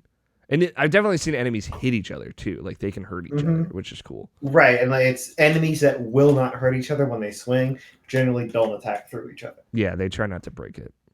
Right. So the other thing is the sword person throws his stagger moves out like twice as often as the first fight. Yeah. Whereas when you start parrying, he'll just do just a large wind up, which is an easy parry read. Mm-hmm. So he does that all the time. So what you can do with that is, I should also say, after that happens, you can get like 2 or 3 strikes in, and then run while the other guy tries to jump on top of you. Okay, that's cool. That's a And clever. what happens there is it's the same thing as with the headless strategy. Is you ring around to the other side, so the guy with the sword is attacking you again. Nice. Okay. Not the other one. So you're doing parry damage to him first, while the other guy is just kind of sniffing his ass. Essentially. Literally, it happens. Okay, yeah, that's a cool. I'll have to use that strat next time I fight them. So it's not super consistent. If he doesn't land at the spot you want him to, and they can kind of get caught in the wall where that's not exactly possible. But you can tailor it to just tackle effectively one at a time. And even if both of them do swing at you at the same time, both of their attacks are fairly parryable. Okay. They don't do a lot of posture damage through a parry. Okay. Unlike a different fight where you have during the third act of the castle, where you have the fucking spear user and he swings like one of the earlier 2 life bosses, but he's just a sword guy with a 1 health bar. Yeah. That you can't surprise attack these guys. You know which one I'm talking about? Yeah, I know. I know exactly. Yeah, that was way harder. Yeah, I agree. Yeah, I love that third act of the castle though. What did you think about those going through the castle again is like the final area, but like the lost Fountainhead Palace. Yeah, Fountainhead Palace.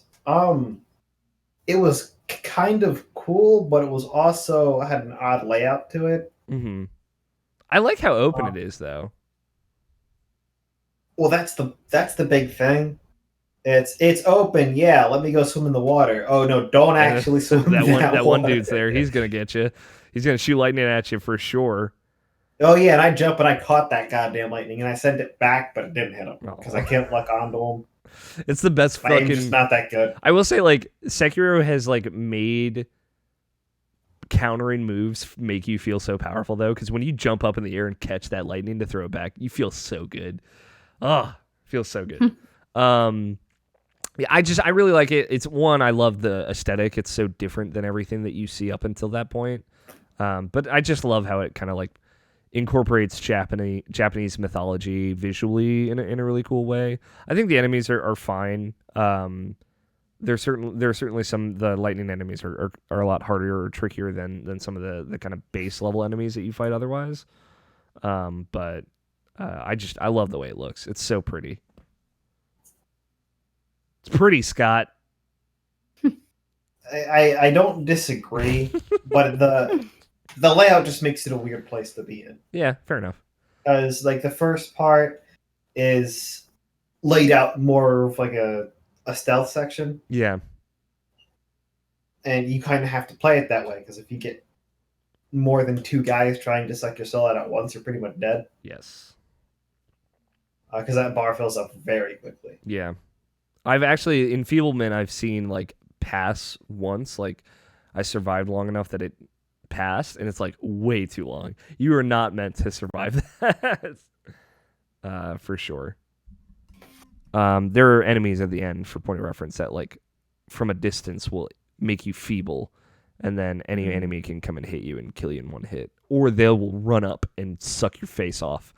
And kill you, and it sucks. And not in a sexy way. Not in a sexy way, in a very like not sexy I way. didn't die to it, but it very much had the feeling of, hey, if this bar fills up, you're kind of just dead.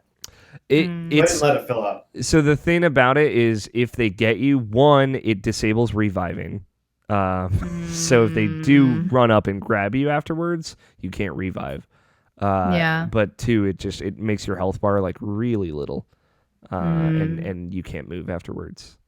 That doesn't sound ideal. Which, like, I don't know what From Software has got like such a hard on about shit that kills you instantly, but like they fucking love it. There's, if you remember, Curse in Dark Souls 1, Scott, where like it would build up and then you would turn into a statue, and then when you came back to life, you would only have half your maximum health until you were cured of your curse, which is bullshit. Bloodborne had Frenzy in it, which is like, you're looking at something that's making you crazy, and if this meter fills up, you just take 75% of your health in one hit, or like 90% of your health in one hit, which would almost always kill you. That was bullshit. Like, I don't know why they have such a hard on for shit. Well, I would assume that was one of those. Yes. It's safe so, to and say. I was very much so. I get to be, maybe From Software has a hard on for it to train. I think they're just a bunch of sadists. Yeah, I mean, yeah, this game for has sure. 2 of them. It has the terror, and it has this. Yeah. It's too much insta death. I think to balance it out, they made it so if you fall off a ledge, you don't always instantly die. So they're trying. The balance is found. They give, they take. Yeah. How do you feel about, now that you've kind of gone? The place is fairly nice because that's only the first section we talked about. Mm-hmm. The second section was that. Sorry, the third section was that lake that we talked about. Mm-hmm. And the second section, I want to say the sections just get shorter and shorter as you go through them. Yeah. Just because of how they're laid out. The first one, you kind of have to go through the maze. Yeah. The second one, you can kind of skip everything if you wanted to. I didn't, and I explored. Yeah, of course. To try and just get places. Yeah. But the way it was laid out, it made it very easy to only have to take on 2 extra people at a time. Yeah. And like by that time, it's when you insta kill the one person and you start just swinging at the other. By the time the third person comes into play, they're alone. Yeah. Now, if you're aggressive enough. So there are these enemies in this area that have like these kickballs or whatever that they'll kick at you. Tell me, Scott, did you think of Waka from Kingdom Hearts 1 when you fought these guys? I didn't. I did. All right. I'm not surprised that I'm alone on this one, but I'll take it. I mean, I should have at this point. I mean, did they have vaguely Jamaican accents too? Yeah, I just kept hearing every time they would like bounce the ball into the air, I would hear, "Show me your stuff."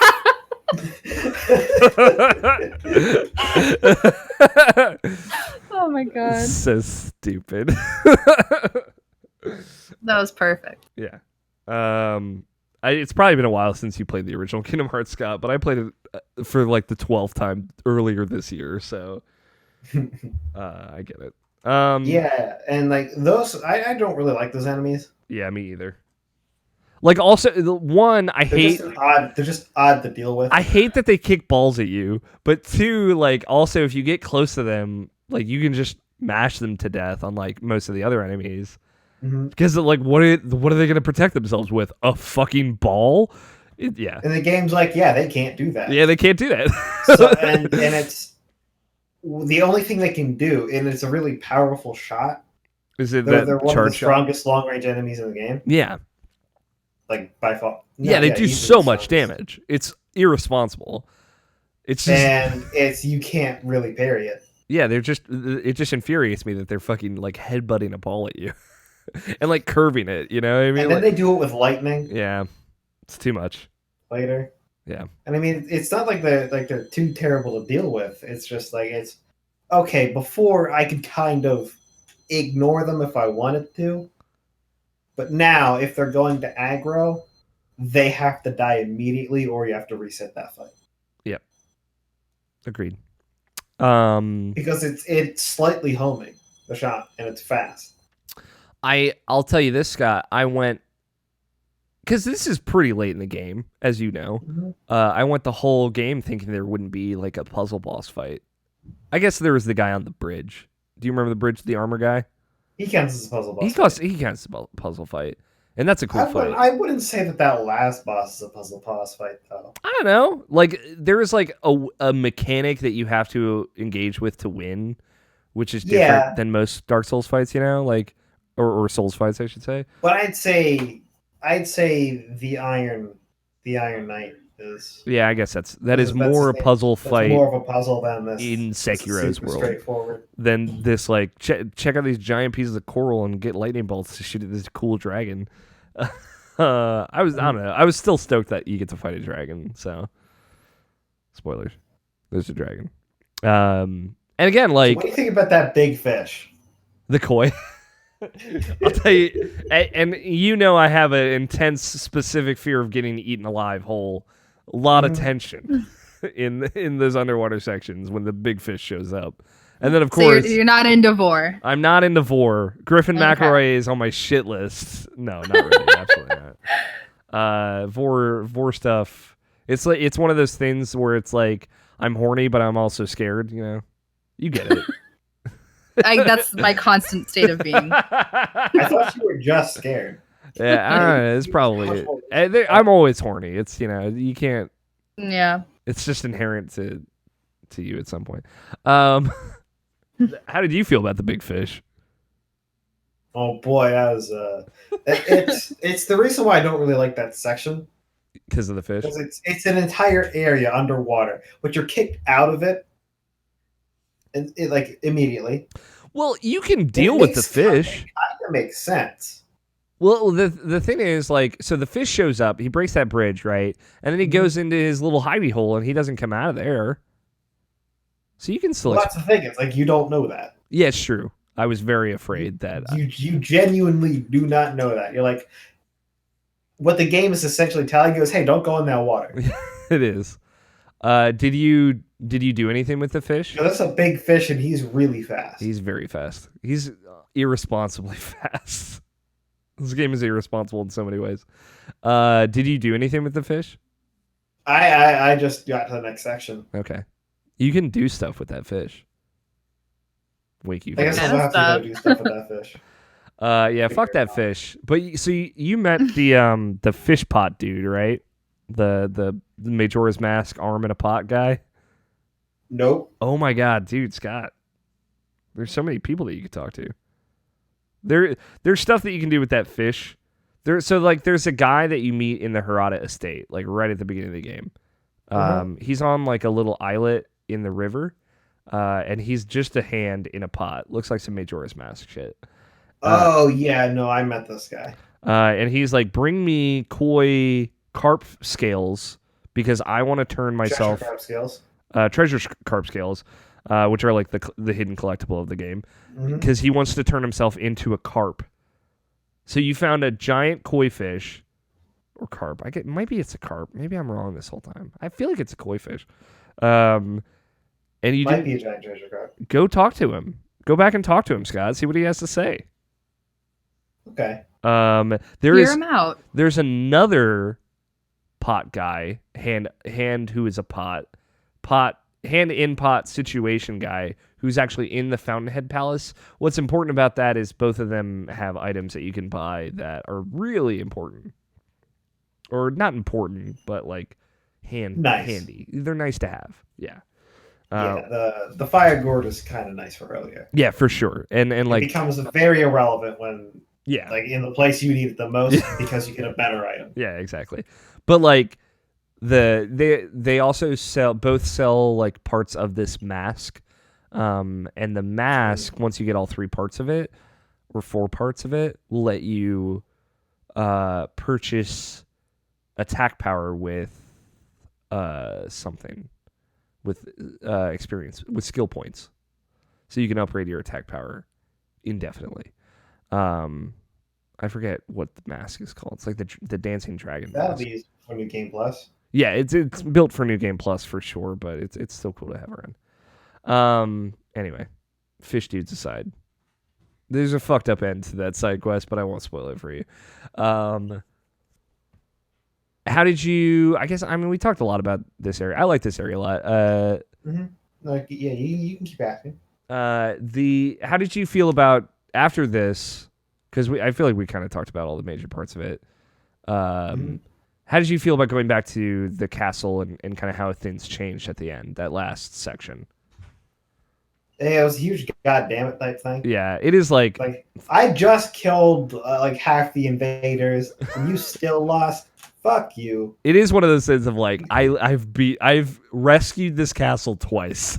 Like, yeah. I can't keep doing this. I appreciate that they at least change where you start, and it's like inverting how you're coming into it, and you're going back out to the beginning area. That's cool, but I'm with you. I get you, Scott. You lost already. It's been 10 minutes. I was gone for 10 minutes. It took me so little time to blast through the Fountain Palace place. Yeah.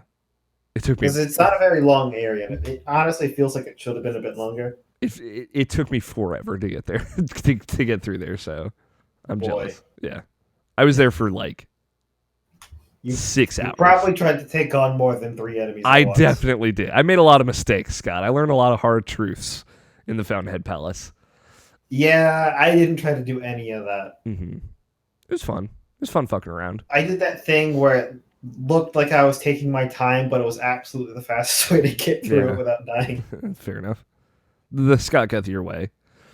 But yeah, so I got through that place in under an hour. Damn, Jesus Christ, yeah, that's crazy. It took me like over an hour to beat the monk at the beginning. He was just like the one at the yeah, but like he had 3 parts and it was hard for me. I mean, I did get a teared and died because I didn't expect that to happen like at all. I was like, hey, that's probably poison, and it definitely wasn't poison. It was not poison. I started learning at that point, like anytime one of those weird like centipede things start crawling out of people, it's probably terror damage and not poison damage. But yeah, that's fair. Now I guess like because the last area I don't necessarily want to spoil for anybody listening, and it is it's cool to go through that area in a different way, especially with like things happening. Now that you're at the final boss, did you beat the demon, the fire rage demon? I did. I got a beef with that boss, man. Yeah. So that's not a good boss. I'm kind of with you. I'm back and forth. Let me break it down. This is a Dark Souls ass boss. It's a Dark Souls boss for sure, which I think is cool that they put a Dark Souls boss in this game. It makes sense to try and do from a fan service perspective. Yeah, and you can tell that it does not make sense mechanically. At all, mechanically. Yeah, and that's on one hand, it's due to the absence of stamina. Yes. And they lean into that very heavily. Yes. With its short attack timers, in order to dodge some skills, you have to constantly run a ring around them. Yes.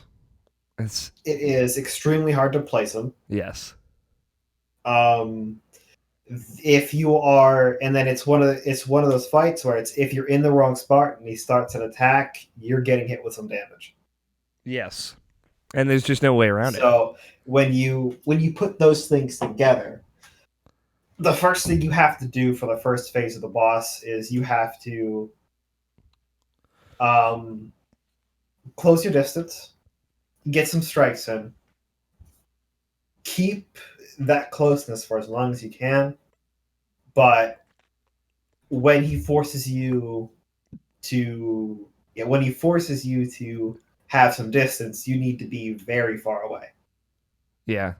And this is for a couple of reasons. The why you would generally want to stay close is for the same reason as you would a general Dark Souls boss. When they swing, it's widely telegraphed, and it's going to hit very hard, almost one shot. Yeah. Does so much And damage. because he has fire damage, most if not all of his damage will go right through a successful parry. Yeah. So you are not taking this guy down by breaking his posture. Yeah. And I don't like You will die first. it's a I don't because so like a lot of people really like this fight, and I guess to some extent I get it. But like I'm gonna keep breaking it down for you, and you're gonna see exactly why I don't like the fight. yeah. Because there's very minor things that they could have done to make it a great fight. Mm-hmm. So that is essentially the first phase. If you are in mid range, and this is one of the big gripes, you are going to get hit with a wide range of fireballs. Yeah. So it's not a single fireball. It is also not a bunch of fireballs in one area to try and nuke somebody. He like catch-all. He does like a little spray, like a sprinkler maneuver. And if that's not bad enough, because this almost certainly does a little more than half of your HDP, he will, if you are in range and you get hit, he will do it again. Yeah. Yeah, it's true. Which will kill you before you can get up. Yeah. Every time. Yeah. So that is why you have to keep that distance. So like because that move, when he starts that attack, if you are not at the tail end on both sides, you are getting hit by that attack. It's that wide. So that move wasn't a problem for me because, and I don't. It sounds like you might not have it, but like there is a upgrade for the prosthetic tool. The little. Did you ever get the umbrella? I got the umbrella. There's an upgrade that makes it fireproof, pretty much. Yeah, I couldn't upgrade it because I missed one. You can usually make up for it because those upgrades are usually based on like items. But because it's there was a prosthetic fit that was locking some of the upgrades. Yeah. So I missed a couple. Yeah, you have to get some to unlock others. Yeah, maybe I'm not sure, but so there's a fire version of the umbrella that'll protect you. It 100% guards from fire-based projectiles and fire-based attacks. I had the umbrella. It did not protect me from the base umbrella. Not super great, because then there's like an upgraded version of the umbrella that just is a little bit more protective and has like this counter move that you can do. That's pretty cool. But yeah, that was like the only thing. And again, the prosthetic tools are very situational. Maybe to a fault. Save for the axe. Axe is great in all situations. But that one I found very useful for that fight. I don't think I would have been able to beat it because it's exactly what you're saying, Scott. If he does that move, you're like, well, like what do you want me to do? And then he'll do it again if he hits you with it, and it sucks so much. But yeah, I get you. Right. So that is why you have to stay at these two different ranges. And so far, no harm, no foul. Yeah. Because if you do not have to be in that middle range. Mm-hmm. Yet. So phase 2. Moving into the second stage of the fight, he does two things. One thing is annoying, but it's not a problem. It's every time he... Wait, no, I am missing another kind of big one. While you are close to him, you cannot be near his center. Yeah. At any point, he can immediately do an unblockable rush attack. And the grab. The reason why I really do not like this rush attack is because you have to move out of the way. It's a sweeping attack that you can't kick him. Are you talking? Can absolutely jump off of him. But here's the key thing. You are already out of the way by the time you do that. Are you talking about like if that works? When he like sweeps across like the whole map, Yes. and it does the thing. I mean, you could jump over that move. No, you can't. You totally can. You can jump to the side. You can jump. I've jumped over that move. Totally. And if you try to kick him, you can't kick him. You first. can't like do the counter, but you can definitely jump and take no damage for that attack. Well, that's the thing. He puts out a sweep to the right. If you don't jump to that side, and you can totally jump in the wrong. You can totally jump in the wrong direction. And it's fine. And I only know this because I've done it. But like I've jumped right into that attack, and he goes right past you. Quite a bit by jumping into the wrong direction. I mean, and to be fair, maybe there's like a different, more nuanced way to do it. Maybe I'm oversimplifying it here, but like what I'm saying is simply jumping you will still get hit. I in my experience, all I would do is just because I would try and juke him a little bit when he does that because he kind of if you can jump to the side. That will absolutely work. I just jump straight up, and he goes right past me. I don't know how it works. And to be fair, like some of the jump hitboxes are really weird. But I got around that relatively fine. But I'll say this in your defense, Scott, he does that way too much, and it's extremely fast. If you are already attacking while he's doing it, yeah, you're fucked. You're not jumping in time. Yeah, you can be relatively close to in the air, which is like. To the greater point that you're making here, like if you're kind of near that point and you're in any kind of attack, like you're gonna take a hit. And going off of what you've already established, almost all of his hits do roughly 50% of your health or more. This is one of the ones where that's 90% of your health. Yeah, it's so much. He does so much damage. Right. So that's annoying. Mm-hmm. And then in the second phase, right after that, he will slam the ground and put fire on it. Yeah, that one's not too bad, but there's a second one which makes all three of these moves kind of not okay. Does he have a grab as well? I don't remember. It's not a grab. He will shoot fireballs out. Okay. And this move, like on paper, shouldn't be too bad. You can just kind of run in a wide circle. You do not have a stamina limit. Mm-hmm.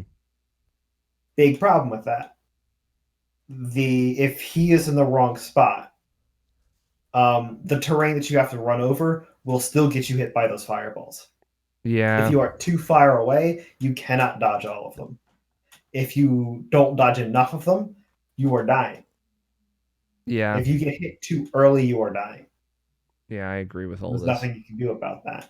So when you combine all three, it is a matter of being able to do enough damage in 3 phases that you do not run through all of your potions.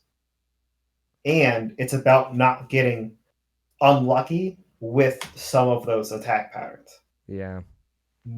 Assuming you did everything right. So, like, if they made how many fireballs they threw at you a bit less, because I guess you could umbrella them at that point too. But at the same time, I mean, like, if you using the umbrella to counter for all of these moves, you'd have to be using the dagger to get your emblems back. Yeah, exactly. I mean, even still, like, I get where you're coming from, though. So it's one of those things where it's in the combination with his move cycle and the terrain that you're at, it becomes a game of RNG. Yeah. To see how will you do in that fight. And I think that's ultimately how I felt too, Scott, was just like, if this feels so random, like I feel like I've gotten better at this fight, but like beating it, I still felt like it was so much of it was determined by luck. Right, and the reason I won is because he did not use that last move that I talked about. Mm-hmm. He just didn't use it. I mean, like, if you're close and he uses it, which he rarely does, it's the easiest thing in the world to dodge, and you can get a lot of damage off on it.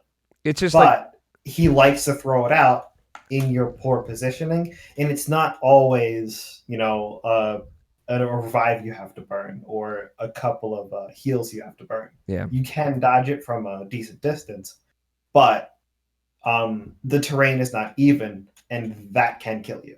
Yeah, It's counter to a lot of the best fights in that game, where like you spent all this time learning that fight and you got so good at countering all of the boss's moves that when you won, it felt like this real victory, that like you got so good at this fight that you won.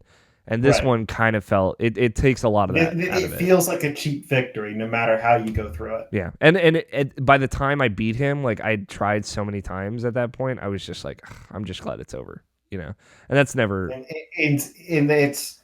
it's I'd say that's the only boss I felt that with in this game. Yeah, I agree. And in Dark Souls in general, I think that might have been a first too. Damn, I've definitely felt that in Dark Souls. There's some fights I'm where not I'm sure about 1 because I didn't fully play through 1. I didn't like it too much. Yeah.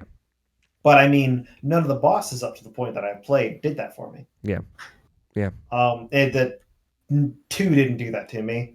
Neither did Bloodborne or 3. Yeah, I get you. And I'd say the only one that I could say that counts is the PvP boss fight in Demon Souls. But that's a fantastic fight for a completely different reason. You love that fight so much. That's a... I know. Man, imagine playing that game now and not having online, and like that fight's that section would be so upsetting. It's such the non-online version of that fight is so easy. Yeah, it's so not interesting either. It like takes all the best parts about that. Yeah. We should move on because we've been talking about Sekiro a lot. Sorry. Yeah. We get in the weeds when we talk about Sekiro, Jess. I should have. No, you're good. Where are you in Sekiro? Well, you left off. Yeah, where did you get to? I've beaten like the first. You beat the tutorial. Yeah, basically. That's basically it. Did you get your arm cut off? Did you beat the guy on the hog? The guy on the hog? Nope. No. Haven't even gotten there. No. Yeah, hold on. It's a horse? It's a horse, not a hog. Not a pig. Well, I mean, it's a thick horse then. It's a thick seen horse. him not beating him. Okay. Yeah, seen him not beating him. That's actually not. That's pretty far. So you saw the giant snake? Oh God, maybe not. Okay, then never The mind. giant snake does not sound. If you haven't seen the giant snake, you haven't seen the guy on the horse. Yeah. No, it might have been me watching Andrew because Andrew has gotten far in it. I don't know exactly where he is, but I get you. Yep. That's a. If you've never played one of those kinds of games before, that one is a lot. I haven't. I am going to give you a tip that will make your run a bit easier. Make it godlike. I would love it. So it's something that's difficult to pull off very early in the game. Mm-hmm. So you wouldn't do this until you actually beat that first boss. But in the outskirts, there's a headless. Oh yeah, yes, it would be tough to do. And the first headless that you fight, this specific one, gives you an item that you can use for 2 emblems infinitely. That just boosts your attack damage and vitality damage. So you could just before every fight, you can hit that. Take a hit of that good. You know what I mean? Not good. And if you don't need a heal, but you have a bit of downtime in a fight, and instead of attacking, you could also pop that instead. Re-rack, and generally, it's you just do that much more damage, especially early. Okay, yeah, no, that's a very good tip. That is good. So, but I gotta tell you how to get there and how to win. The headless. Yeah, because it's a tough fight when you have no idea what to do. Yeah. Well, I mean, we talked about it last week. We've spent too much time on Sekiro. We got to stop, Scott. I'll talk about it all day. No. I know, but like we're 30 minutes in. Actually, oh my god, I just realized we're an hour and 48 minutes into since we went live. Shit. Which I must have not recording audio. We're almost done too. Yeah, I know, but not recording audio has fucked me up too much. I don't know how deep we are in. I don't know how much time has passed. So this is all I'm really going to say about how to get there and how to win. Mm-hmm. In the outskirts, you are going to come across a locked door. First area, outskirts. First area. Mm-hmm. So this locked door is going to essentially have sort of a courtyard, preceded by a bridge that should be out at this point. Mhm. This is right before you get to the snake. Mhm. If you veer to the right, Tony Horvath is just here, by the way. if you veer to the right, Who? you should be able to use your hook to grapple onto like a different lower section. And if you go down that path, you'll go into a cave. You can either go deeper into the cave, which you will fight the headless, or to the right. Always go deeper. Always go deeper. First rule of That's Dark what she Souls. said. First rule to of Dark damage Souls. the headless, because to damage the headless, you're going to hi, need cat. some divine confetti. Divine confetti. Never forget your divine Yo. confetti. Yeah, you're going to need at least, I'm going to say at this point, you might need 3. It's time to go back in, Jess. I'm being attacked by a cat right now. I'm sorry.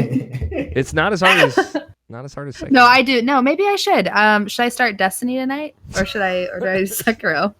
How do I appease you? You can finish Sekiro, so I'll say that much. Okay. Oh my god! Stop.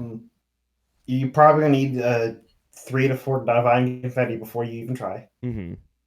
because that is roughly how much damage you're going to need to do it. Okay. And then you cannot parry this guy. Don't try. Oh, fun. And he will make you slow, but you can use this to your advantage. If you walk to his backside, instead of doing an attack to try and get you off of his backside, he will just turn around. He'll just try and turn. You can attack once and then move around to his backside again, and he'll just keep on He'll spinning. just spin until he dies. You probably won't be able to do this perfectly. I couldn't, but I'm gonna fuck this up.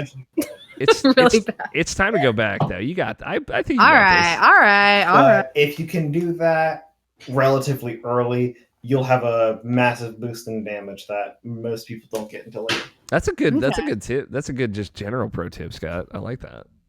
Pro tips. Pro tips Only for Scott Guthier. Irrational Passions podcast. Yeah, I didn't get it until I found that guy essentially in that third phase. I didn't fight that guy until New Game Plus, so you're good. I didn't find him until then. Yeah. I'm just waiting for this cat to like fuck my shit up. Your cat He's is looking at me like he's going to. Your cat's so pretty. That's Bakugo. Oh, is he very angry? Yeah, he's King Explosion Murder. That's a on brand. Mm-hmm. Tony No, he's Horvath actually is here. Hi, Tony. Hey. Hi, Tony. Tony, you just woke up. Yeah, like just a few minutes. I saw. How are you doing? How are you feeling? All right. Is your body like just done from today? It is certainly protesting. Oh my god. But you know, The podcast I'm must go on. You're alive. yeah, right. Scott, have you been playing anything else? That's everything of note. Yeah. Next week you'll have finished Sekiro, and we can get some closing thoughts, though. I mean, maybe. Maybe. I'll text you and Boss remind is you. tough. I might want to, go around and do some other stuff. I would do some side questing because there's some cool stuff in that game. Yeah, I've essentially done no side questing. Yeah, talk to people, see what they want. The only thing I've done is tell that guy that the soldiers You need didn't even salt. follow up on that. Like, there's a thing that happens after that. Am I even allowed? Can I follow up on that? Yeah, you go back to the guy after you tell him where to go and see what happens. No. Wrong one. I haven't found that guy yet. Oh, okay, yeah. Well, you could find that guy. You still could. Yeah, I could try and find that guy. There's a different side quest. Merchant wants to know what the soldiers want. They wanted salt. Yeah, they want salt. Yeah, I didn't know. I don't know what that does yet. I can't get to him anymore. He's probably dead. He's probably dead. I'll be honest, Scott. Yeah, no, the fire demon just wreaked havoc through there. So Yeah, I like seeing that area afterwards. Anyway, we gotta stop talking about Sekiro. Tony, since you were here, do you want to talk about video games? Did you already talk about Fire Emblem? I have not talked about Fire Emblem yet. I'm gonna say, did you tell them about my text messages because they're real? No, I was going to get there, but I haven't talked about my I games. was in fucking Discord with Scott. It's like, yo, Scott, I'm gonna send Alex the weirdest shit right now. I was like, I was expecting it, but it was just a lot. I don't know if I can repeat it on this podcast. Okay. We can. No, you don't need to. No, I think the world needs to know what you're saying. All right. Tony texted me out of nowhere yesterday saying, "I want Manuela to step on me," which I'm pretty sure that's exactly what Andrew said. So I responded That's also with dude what same. Manuela wants to do. Yeah, So it is. Is that what she wants? pretty sure that's what she wants. And Tony, I immediately found out we picked the same house, of course. And then he said it was a very lengthy specific. I want you to know that this was all improv. I just wrote it and then sent. Manuela can step on me, but I want Edelgard to fall for me over a medium-length courtship where we test the social boundaries of teacher-student relationships and eventually smash through them with her giant axe. And by her giant axe, I mean my penis. You know, she was waving the "fuck me in like 2 months sensei" flag and flashing the bedroom eyes when she said, "Please treat me like anyone else in the class." And I responded to that with, "You've been reading Reddit again, haven't you?" Nah, dude. That's from the heart. I could tell. Don't worry. Is that all you've been playing, Tony? Is Fire Emblem? I had some of that, some of Cadence of Hyrule. Oh, nice. That's right. Some Teamfight Tactics, some League of Legends. Yeah. We talked about League of Legends earlier. And a short tryst with Black Desert Online. Hell yeah. Nothing but short trysts with BDO from here on out. Tell me about, how do you feel about Cadence of Hyrule? It was pretty cool for the like 12 minutes that I played it, and then I had to go to sleep, and then I was busy with work, and then Fire Emblem came out, so that's about all that. It'll be there when you're done. How much Fire Emblem did you play? About 12 minutes, and then I had to go to sleep. Excellent. Okay. Hey, same. Yeah, you're amongst friends here. All right. No, I may be like an hour and a half to 2 hours. Okay. But then I had to go to sleep. Fair enough. So I'm hoping to get some time in over the next day or two. Yeah, me too. Because I've not spent a lot of time. I've spent maybe 3 or 4 hours with it, so not much more than you have. I played some video games. Let's talk about them. A couple of quick ones I want to get out there. Played more Destiny 2. We streamed some Destiny 2 on Tuesday this past week. We're actually going to play some right after this podcast. And we're probably going to stream that too. We tried one of the new raids, Scourge of the Past, which is the raid that takes place in the last city. It's very cool. It is very short too, which I knew going in that it was a kind of a smaller raid. Like they treated most of the main raids in Destiny are the ones that come out with the expansions, but for the first year of Destiny 2, they did like raid layers, which I guess people weren't super into, which are like mini raids. I have not played any of the raid layers, but Scourge of the Past is apparently a lot more like a raid layer. It's smaller scale, it's less encounters, it's less bosses, but the mechanics are still like really interesting. They're just implemented a little bit more lighter, I guess you could say. So in Scourge of the Past, what's cool is like the opening area is in like just like a city block of the Lost City, which you don't really get to explore around. This is actually one of the sections that I think was at the end of the Destiny 2 campaign that you get to see, which is rad. It was rad to go back there and kind of re-see it and see it cleaned up. But what's cool is like the mechanic is you have to drop these batteries in these in this area in the center of the map, and then a little like holographic map pops up. And 2 players kind of have to stay around the map while the other 4 go around the city, and they are updated and shown in real time as little blips on the map. So the people watching the map can see them moving around, and basically they have to call out where their target is, and that person is also highlighted on the map. And they go to the target, and once you kill the target, they drop these batteries that will, once picked up, show like a number associated with them on the player that only the map seer can see. So then the map seer is like, okay, you have number 2, so you have to go to this place and deposit that battery. And it's a lot of like kind of communicating and some of the best stuff that you would expect from a Destiny 2 raid. It's really cool. I set that to archive on YouTube, so it might not be viewable yet, but it should be by the time you hear this in audio form. But hopefully going to finish that tonight. It's short and sweet. It's like 3 encounters, but it was pretty cool. I played some of the Gears 5 tech test, which is Gears 5 multiplayer. Playable to some extent. I played it with just like an hour of it. I played with Alex Van Aken and of OKBeast.com. And I don't know, it's super weird. It like that game feels different from previous Gears of War games in a pretty significant way. Like it feels a lot faster in a way I guess I wasn't really expecting because Gears 4 is a little bit faster, but it's not. We're not reinventing the wheel here. Like you get the big shoulders and you're shooting guns, right? Like these are the things I understand about Gears of War. But in the Gears 5, what I played of the multiplayer, it just moves like in this kind of airy way that I don't know how I feel about. Like that, say what you will about it, the kind of weight of Gears of War is one of the few things that franchise has.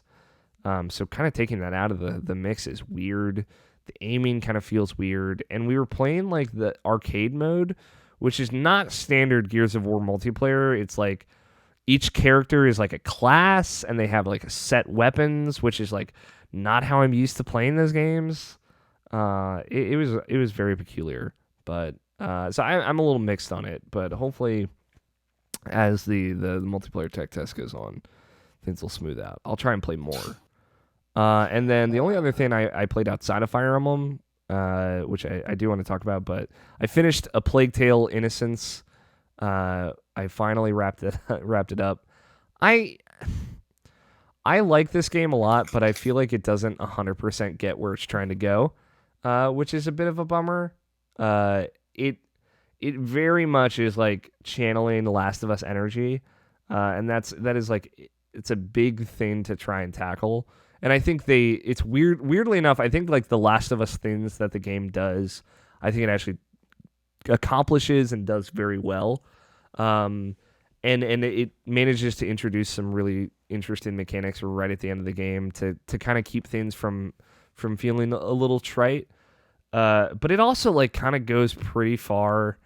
It goes pretty deep by the end of it. Like we're talking about a game in 14th century France about like a bunch of rats killing people, and we get pretty weird by the end of it. And I don't know how I feel about it. The very like last shot of the game proper like implies all these kinds of weird things about the characters that I just don't feel very good about. But I don't know. There's a nice epilogue to it. I think the story that they tell is fine, but I think the way they tell it is really good, and the characters at the heart of that story, Amicia and Hugo, are very, very good. It's just like it's one of those things where it is great and it did everything it wanted to do, but I don't think it added anything to the formula. It's kind of how I felt about God of War last year. Like I just don't think it innovates in any meaningful way.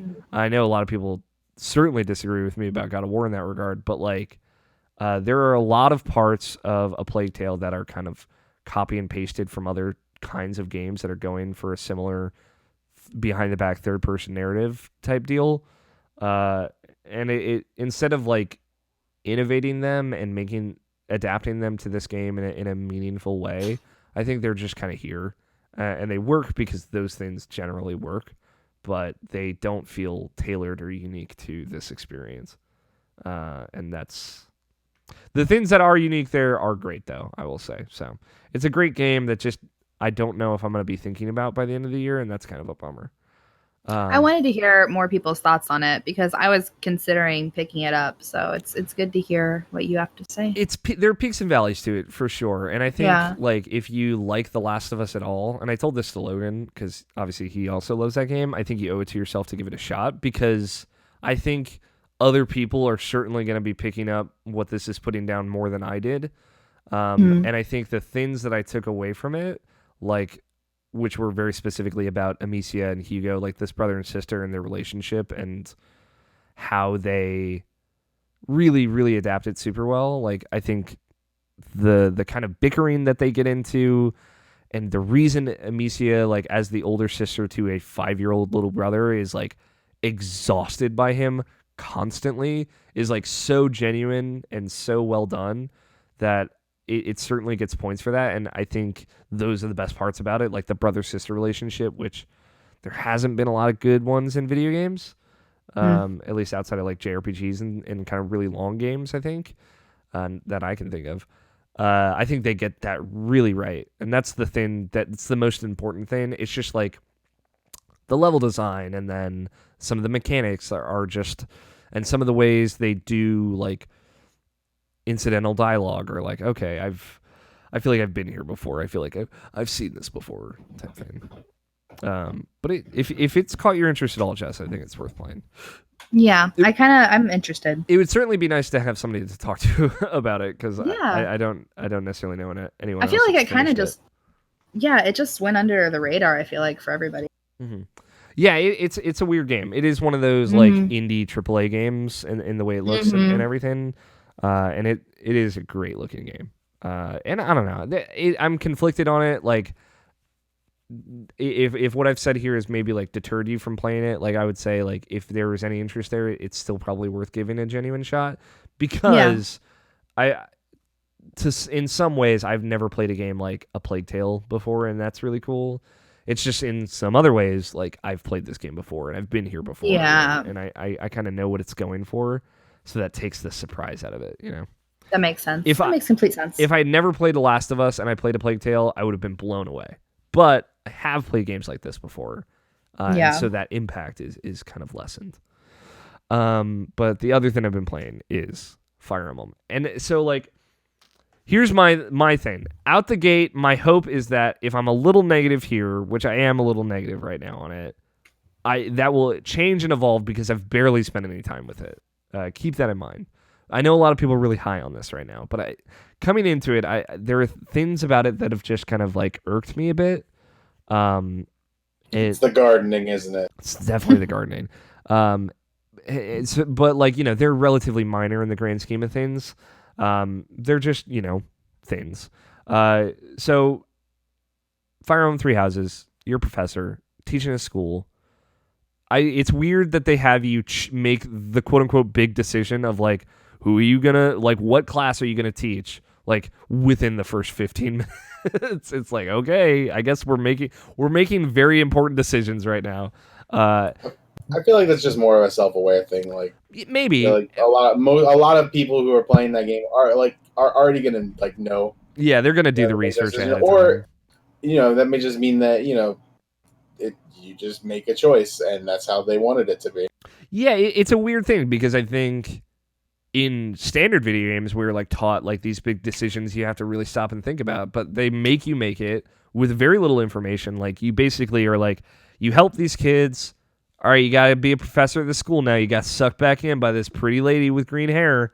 She's making you do it, so you got to do it. Dude, that lady's so weird. She's super weird. And what if you just don't, though? You can't. You can't not. You got to do it. You got to teach it to school now. Well, like, this is Fire Emblem, and people can definitely die. Yeah, so these kids can So, die. you know, Some of these kids are gonna die on your watch, Scott. You gotta live with that. What are you talking about? That's the number one way to quit the job. It's true. Get some kids killed. Fair enough. So like, you're in, and it's like, okay, you have to choose one of the three houses you're going to be the teacher of those houses, and you get to walk around and kind of meet all of the students from each house, right? And kind of get a little bit of flavor for their character. And I like to, so like, there are three leaders, like one for each house, and they're kind of like your point person to some extent. I like how the way you hear about the other students is through them. So like, it's their descriptions of these other kids and kind of what they think about them. So again, it's cool. And you make the choice. I chose Edelgard.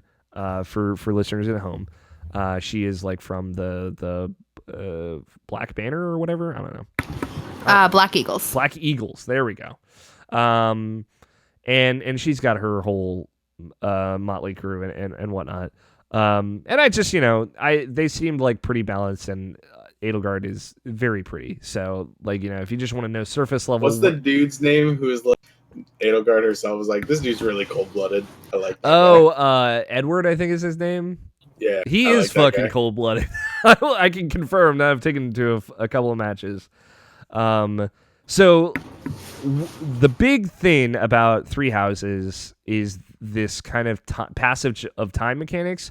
In my opinion, like a lot of the metagame, they've converted it to feel a little bit more like a kind of straightforward JRPG. Like the Persona comparison, I think, is a lot more valid now. And so you were kind of given a calendar, and a week will pass at a time typically. And every Sunday at the end of every week, you kind of have free time that you can then spend teaching your students, walking around the campus and spending time with the students personally. Or there's a couple other things you can do. I don't think I've unlocked all of them yet. But it's a lot of like, hey, you're a teacher at this academy, and a lot of what you are going to be doing is kind of based around role playing that. And I think that's really cool. All that stuff has been the best stuff by far. And it's intimate in a way that Fire Emblem hasn't been. So like, I think Fates was the first Fire Emblem game that had like an actual hub world. And it was just a base that you can walk around and talk to people in. But you talking to them doesn't mean anything. They're just whatever. In this, it's a whole campus, right? It's this monastery that is like this really cool, well thought out area that you can fully walk around in 3D and talk to people at. And sometimes talking to people will help you raise your relationship with them. It's like the Normandy on steroids, for point of reference. And that's like exactly my shit. Like every week you can walk around, talk to all your students. And so you'll get a certain amount of free time that you can do stuff in. So like you'll get 2 things that you can do. It's like, all right, I'm going to go fishing and I'm going to go have lunch with a couple of my students. And I was pretty surprised at how big that area is too. Yeah, and like there are parts of it that I still haven't unlocked yet. Yeah. I'm on like a solid, like a quarter of it, and it's already massive. It's huge, yeah. And I don't know, they've never done anything like that in a Fire Emblem game. It's cool. It gives it a sense of scale and a passage of time that like they've kind of skipped over in Fire Emblem in the past. Like to take it back, like the GBA Fire Emblems, it's like each chapter is a battle, and like you're just going from one battle to the next. Like there's nothing in between. And then like slowly over time, like Awakening introduced like a map that you can kind of walk around, and then like Fates had the kind of base, and they went from there. So this is like a lot. It is for like, hey, Fire Emblem's back on console. We're going big budget. It looks fine. Some of the monastery areas are like, all right. But it looks really great for.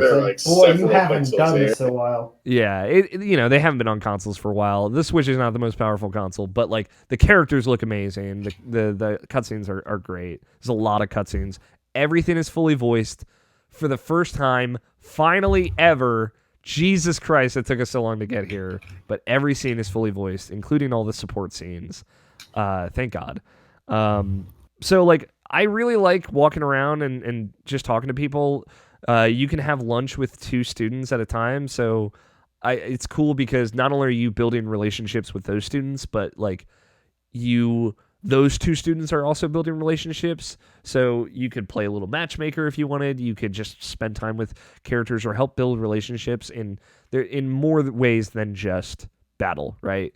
Before, you would only get closer to some of your companions if they're standing next to each other and kill somebody.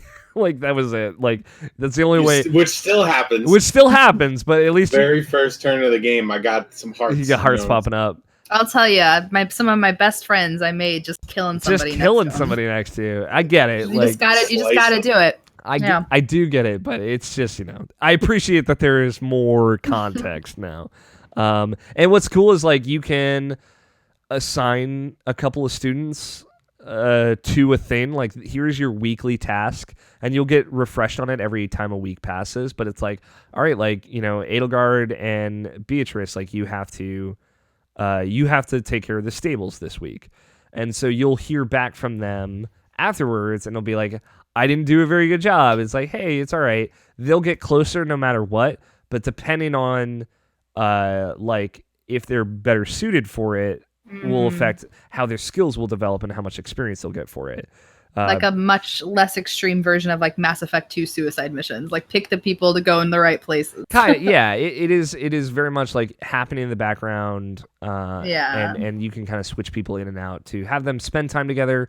And what's cool is like, all right, you have to take care of the stables, and it's like, all right, this person is getting more familiar with horses, and now I can change him to like a cavalier or a mounted unit. It's like, that's cool. There are mechanical implications for this too. Yeah. I thought you meant just like inherently they were good at certain things, so you had to be strategic about where you put them. But that's cool that they can learn and improve. Yeah, they can learn and improve, and that's another big part of this is like since you were a teacher and you were teaching these lectures and classes, and you can spar with your students and things like that, you can have them get better without them having to get better in combat. They will get experience just by attending classes, and they'll kind of slowly progress, much slower than obviously getting a lot of experience killing enemies, but they will get better at their weapons as they train, as they learn. Like, finally, for the first time in Fire Emblem, there's a way to get these characters to improve over time without you having to, like, have them get the killing blow on an enemy.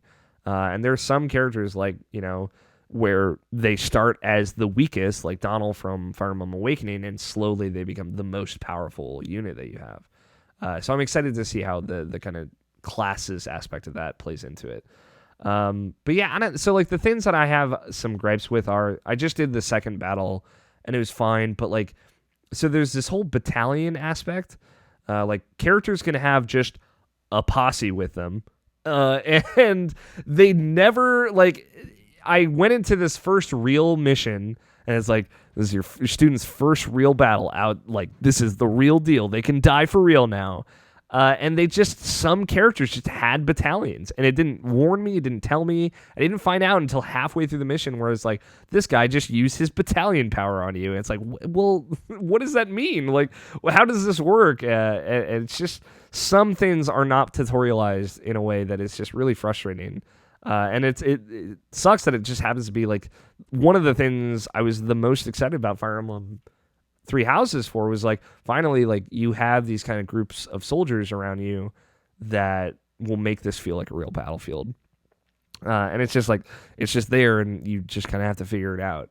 And then it seems like a bummer way to introduce it when everything else they're spending so much time on, like, here's how teaching the lessons works. Here's how the classes work. Like, here's why it's important to set goals for your students so that way they can attain these, and, you know, I guess you just have a group of people with you now.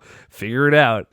It's not like super complicated, and I know that there are like different battalion stances that you can set later on, but out the gate, it's just like you have an extra move that you can do in combat that can't be countered. Cool. It would have been nice to have been told that. Yeah, that seems a thing I will say, like, you know, and it's a lot of minor stuff, like I said, but one thing that has been a great improvement is, like, you can see now which enemy, like, what unit these enemies are all going to attack. So, like, if you move your unit into a danger zone, you can hover over all the enemies that can attack that person, or like can attack one of your characters, and you can see which one they're going to target. And in the past, it's always like, whoever the weakest one is. But now you actually have a specific point of reference, and just by hovering over that enemy, it says they're going to attack this person on their turn. They have this much chance to hit, and this is how much damage they can do at max. And it's like, all of that information is viewable just by hovering over one of the enemy units. That's cool. So helpful. Yeah. It is so helpful. And then another kind of new mechanic they've introduced is this ability to turn back time, and you can literally roll back decisions one, like, character at a time. So, like, wow, you can, instead of like having to reload a save from mid battle that you made or having to restart the whole mission, you can hit L2 and it's like, go back to this move when the enemy did this or when you did this, and it's like, okay, you can only do that a certain amount of times per move, but it's really cool. That's cool. Yeah. Super Deformed Gamecast is in chat, and they said it 3 times, so they really wanted me to point it out to everyone. Okay. I think that's John. I don't know. We'll see. I don't know. Like, the stuff that bothers me is like that. Obviously, the kind of like not tutorializing certain mechanics. The fact that it just kind of throws you into it, like, right out the gate in the first real mission, you have enemies that can, like, attack multiple times and are just like violently trying to decimate your weakest units. Just like right out the gate. There's just no difficulty curve, which has always been a problem for Fire Emblem, and I've always hated it. I get used to it and I'll get over it. I understand that, but like out the gate, it is always frustrating. And I think like it's another one of those things. It's like, man, I wish, especially with so many new people coming into Three Houses, like this was something we had figured out by now, like some kind of gradation of difficulty. But Fire Emblem's always been bad about that. What difficulty and like extra setting did you pick, by the way? I always just do standard. My first Like, playthrough. So standard casual, as in like standard plus classic. Your stuff doesn't actually die. Standard classic. I assumed that it was called casual. It is called casual. Okay. But yeah, there's casual classic and then standard hard. Okay, so you let your guys die. Yeah, because it's weird to play Fire Emblem with that off, in my opinion. Yeah, I agree. Although every time permadeath has always been like a huge component of that game. Yeah, and and I don't like that they call it casual. It seems kind of like slightish. Fucking casual. I've played Fire Emblem games on casual before. Like I ended up when I replayed through Awakening. I played through on casual because it's like I've beaten this game already. I don't have to fucking worry about this. But also, every time one of my characters dies, I restart the game. So like, I probably should play on casual, but whatever. But yeah, the normal classic is how I'm playing for point of reference. It's just weird. But like again, that's just like weird first impression stuff. All of the school stuff I love. I think it's great. It's such a good fit for Fire Emblem.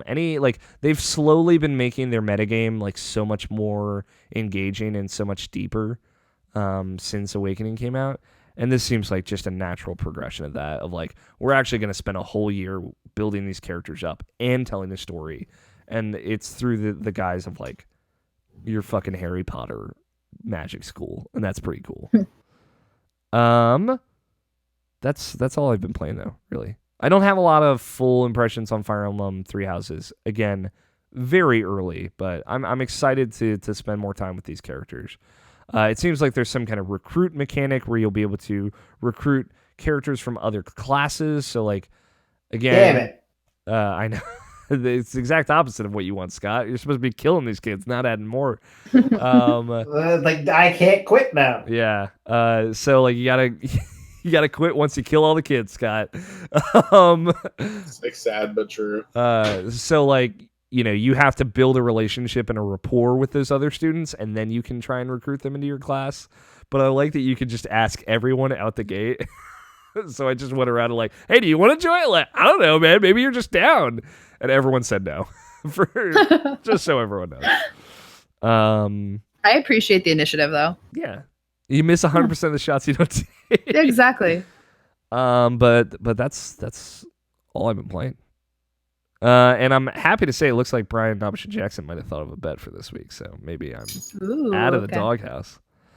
Yeah, he did. So that's really it. We don't have anything else for this show. So I'm gonna just kind of take us out from video games here.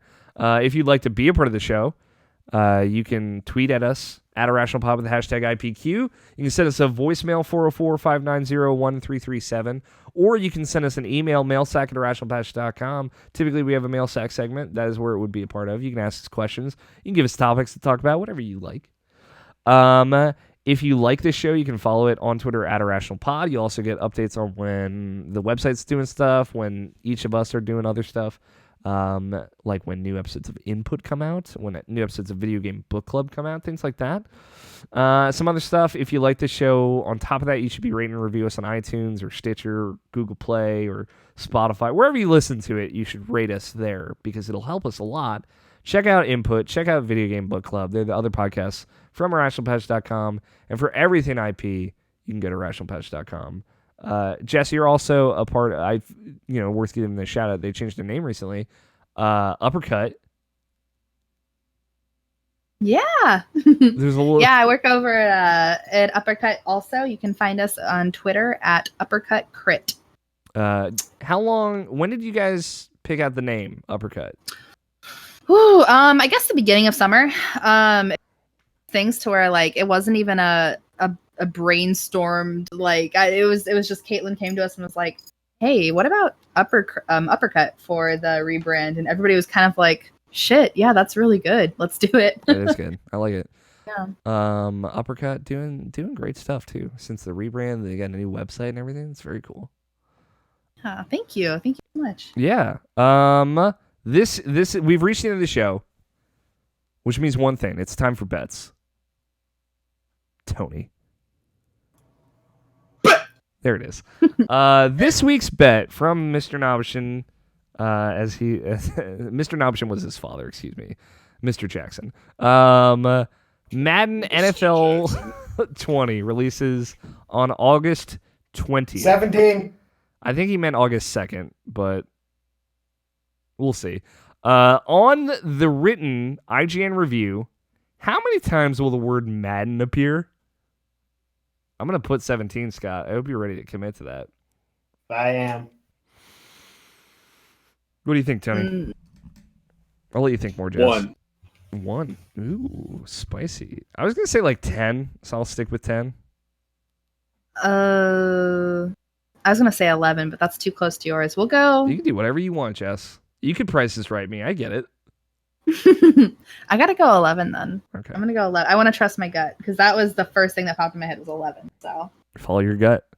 Yeah. Time to resolve last week's bet. I actually... I do want to give a shout out again, John, watching live. John, whose last name shall never be known by the internet. Super Deformed Gamecast. You should go listen to Super Deformed Gamecast. Very good podcast. I've been on that podcast, and I talked about fucking Mothman in the Schick Hydrobot. So like very on brand for I guess me. I love Nobshin is updating the bet in real time to take out any spelling errors that might have happened. It is August 2nd as an update. Last week's bet in the YouTube description for the launch trailer for Wolfenstein Youngblood. How many times will the word Nazi be used? This is what you can tell. This was an Alex O'Neill original because of how uninteresting it is. Let's see. How many times do you think it will be, Jess? I'm curious. 3. 3, okay. Logan also said 3. That's funny. Oh, weird. I said 2. Scott said 5. Tony said 1. I feel like I've not really heard a lot about this game just in general. Let's see. Of course, the launch trailer, not even in the top 10 most recent search results. There it is. Official launch trailer. All right. Oh, it's a short description. Oh no, it's not. I hit the show more button and it is multiple paragraphs. Wolfenstein Youngblood launches July 26th for 2019 for PC, PlayStation 4, Xbox One, and Nintendo Switch. The world is full of monsters, but as a Blazkowicz, killing monsters is what you do. Embark on an action-packed, blood-soaked journey as Jess and Soph Blazkowicz, look at that, branding Jess, to find your missing father, BJ, and kill every Nazi in Paris. Wolfenstein Youngblood is the biggest and most open-ended Wolfenstein game in the series, and the first Wolfenstein game that can be played in online multiplayer co-op or single-player with an AI companion. I wonder how that works. Get the Wolfenstein Youngblood Deluxe Edition and receive the Buddy Pass, which lets you invite a friend, play the entire game alongside you. I didn't know that. That's cool. Even if they don't own the game, you also receive the Cyborg Pack, which comes with cosmetic skins for your power suit and weapons. Pre-order now and receive the Legacy Pack featuring skins inspired by BJ Blazkowicz. One use. You had it, Tony. Right on the money. Mm-hmm. Good job. I feel like, yeah, that one paragraph is like the only descriptive of the game paragraph, and that's when they used it. Man, team about to bust a bet, taking a strong lead with 23 points now. We predicted it. Good shit. You know, earlier, we were down like 4 points, and you were like, I don't know, and I was like, just watch it. let me actually start trying. Yeah. Okay. To be fair, Knob hasn't been on. Yeah, it's true. Scott's pulling all the way by himself. That's true. Team doubling down, still rock hard at 20 points. Jess, you'll be happy to know that your betting team name has maintained Team Super Pink Girl Power. Still killing it. Oh, 3 good. points. Awesome. Perfect. Good name. Good team. It brings you together. Yeah. But that's it. It's also an option says Wolfenstein Youngblood is apparently a looter shooter. That sounds incredibly unappealing. I don't have any interest in it. Yeah, I don't like the Wolfenstein game, so you were good. I told Nobishin though when I played the first Wolfenstein. I was like, I don't like this game. Am I crazy? And it was like everyone liked that game. It's like I must be crazy. And then I played the second one. And I was like, I really don't like this game. I think it's bad actually. And everyone liked it. And I was like, oh. And I was like, Nobishin, you got to make sure I don't buy the third one. Whatever third one comes out, I know I'll say that shit like, I'll go in with an open mind. You got to stop me because I don't like these games. And he's like, I got you. Yeah. This one, at least, it helped that it was like a co-op shooter. It's like, all right, well, I don't care. Yeah. The review scores weren't very great either, so. Yeah. But, I don't know. It's a bummer that Arcane made it, because I like Arcane a lot. Mm-hmm. That's the end of the show. Jess, thanks for coming on. Thanks for having me. It was a good time. It's always a goddamn pleasure, if I do say so. Aw. Thank you, Nobishin, for watching us live. I know you're really carrying the weight of the team on your back, and I appreciate you. Shoulders hurt a little. I think I don't know when Evo is, but Nobishin's going to be at Evo. If you're going to be at Evo, you should say hi to Nobishin. Because he's probably, knowing him, he's going to end up in some hotel room playing Street Fighter. And I think that's pretty cool. Or actually, he'll be playing Dragon Ball Fighters. Never mind. That's all anyone plays now. That's true. It's what the cool kids play. Thank you, Tony and Scott, for joining me as always. Thank you, Nobishin. In all seriousness, I love you, bud.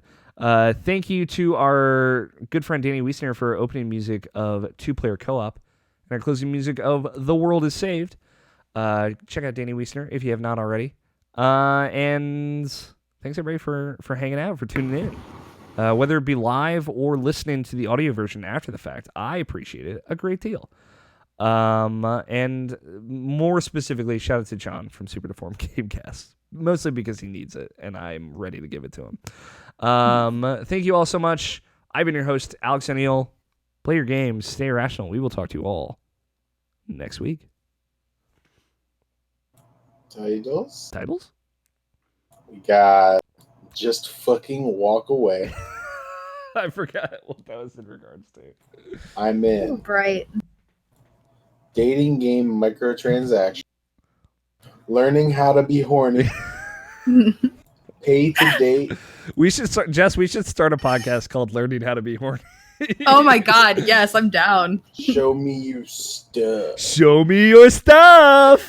But it has to be said just like that. I want to point out also that Justin came into the chat just when I said that, and he said, came in the chat just to hear show me your stuff, and I know this was the right decision. That's perfect. I also played Dark Souls with Justin this week, but people don't want to hear about that. It's going great. What do you like, Jess? I think I like show me your stuff and learning how to be horny. I think it's got to be one of those two for me. What do you like, Scott? Show me your stuff. It's good. The Kingdom Hearts reference is too strong. Yeah, it's good. I mean, if I do it, we should just clip in Waka saying it is the thing. It's way funnier. What do you like, Tony? I will sustain my vote. I don't know what you said. I'm not going to vote. Then you're abstaining your vote, actually. No. I'm keeping the same positional vote from last time. Like last time You voted for all of them last time. Right, exactly. And by voting for all of them, I actually voted for none of them. This is fucked up logic. I want you to know that. I think it's got to be show me your stuff then. I'll say it. I like show me your stuff. Good. All right, here, let me. Tony was outvoted anyway. That's true. That's why I did it. I know, but I just want to know what you like, Tony. I'm sorry that I care about your opinion. You should be sorry. All right, I'll see myself out. I will write for you, Jess. What I need to say? Yeah. What episode is it? I like every time I go to type the episode number, I'm like, what are we on again?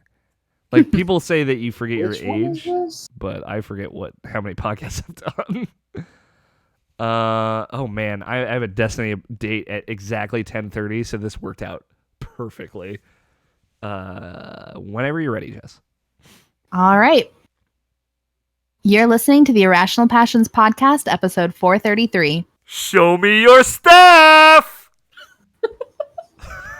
shout out to Waka one time. Specifically Oh, that Waka was from great. Kingdom Hearts. Thanks everybody for watching. Have a good night.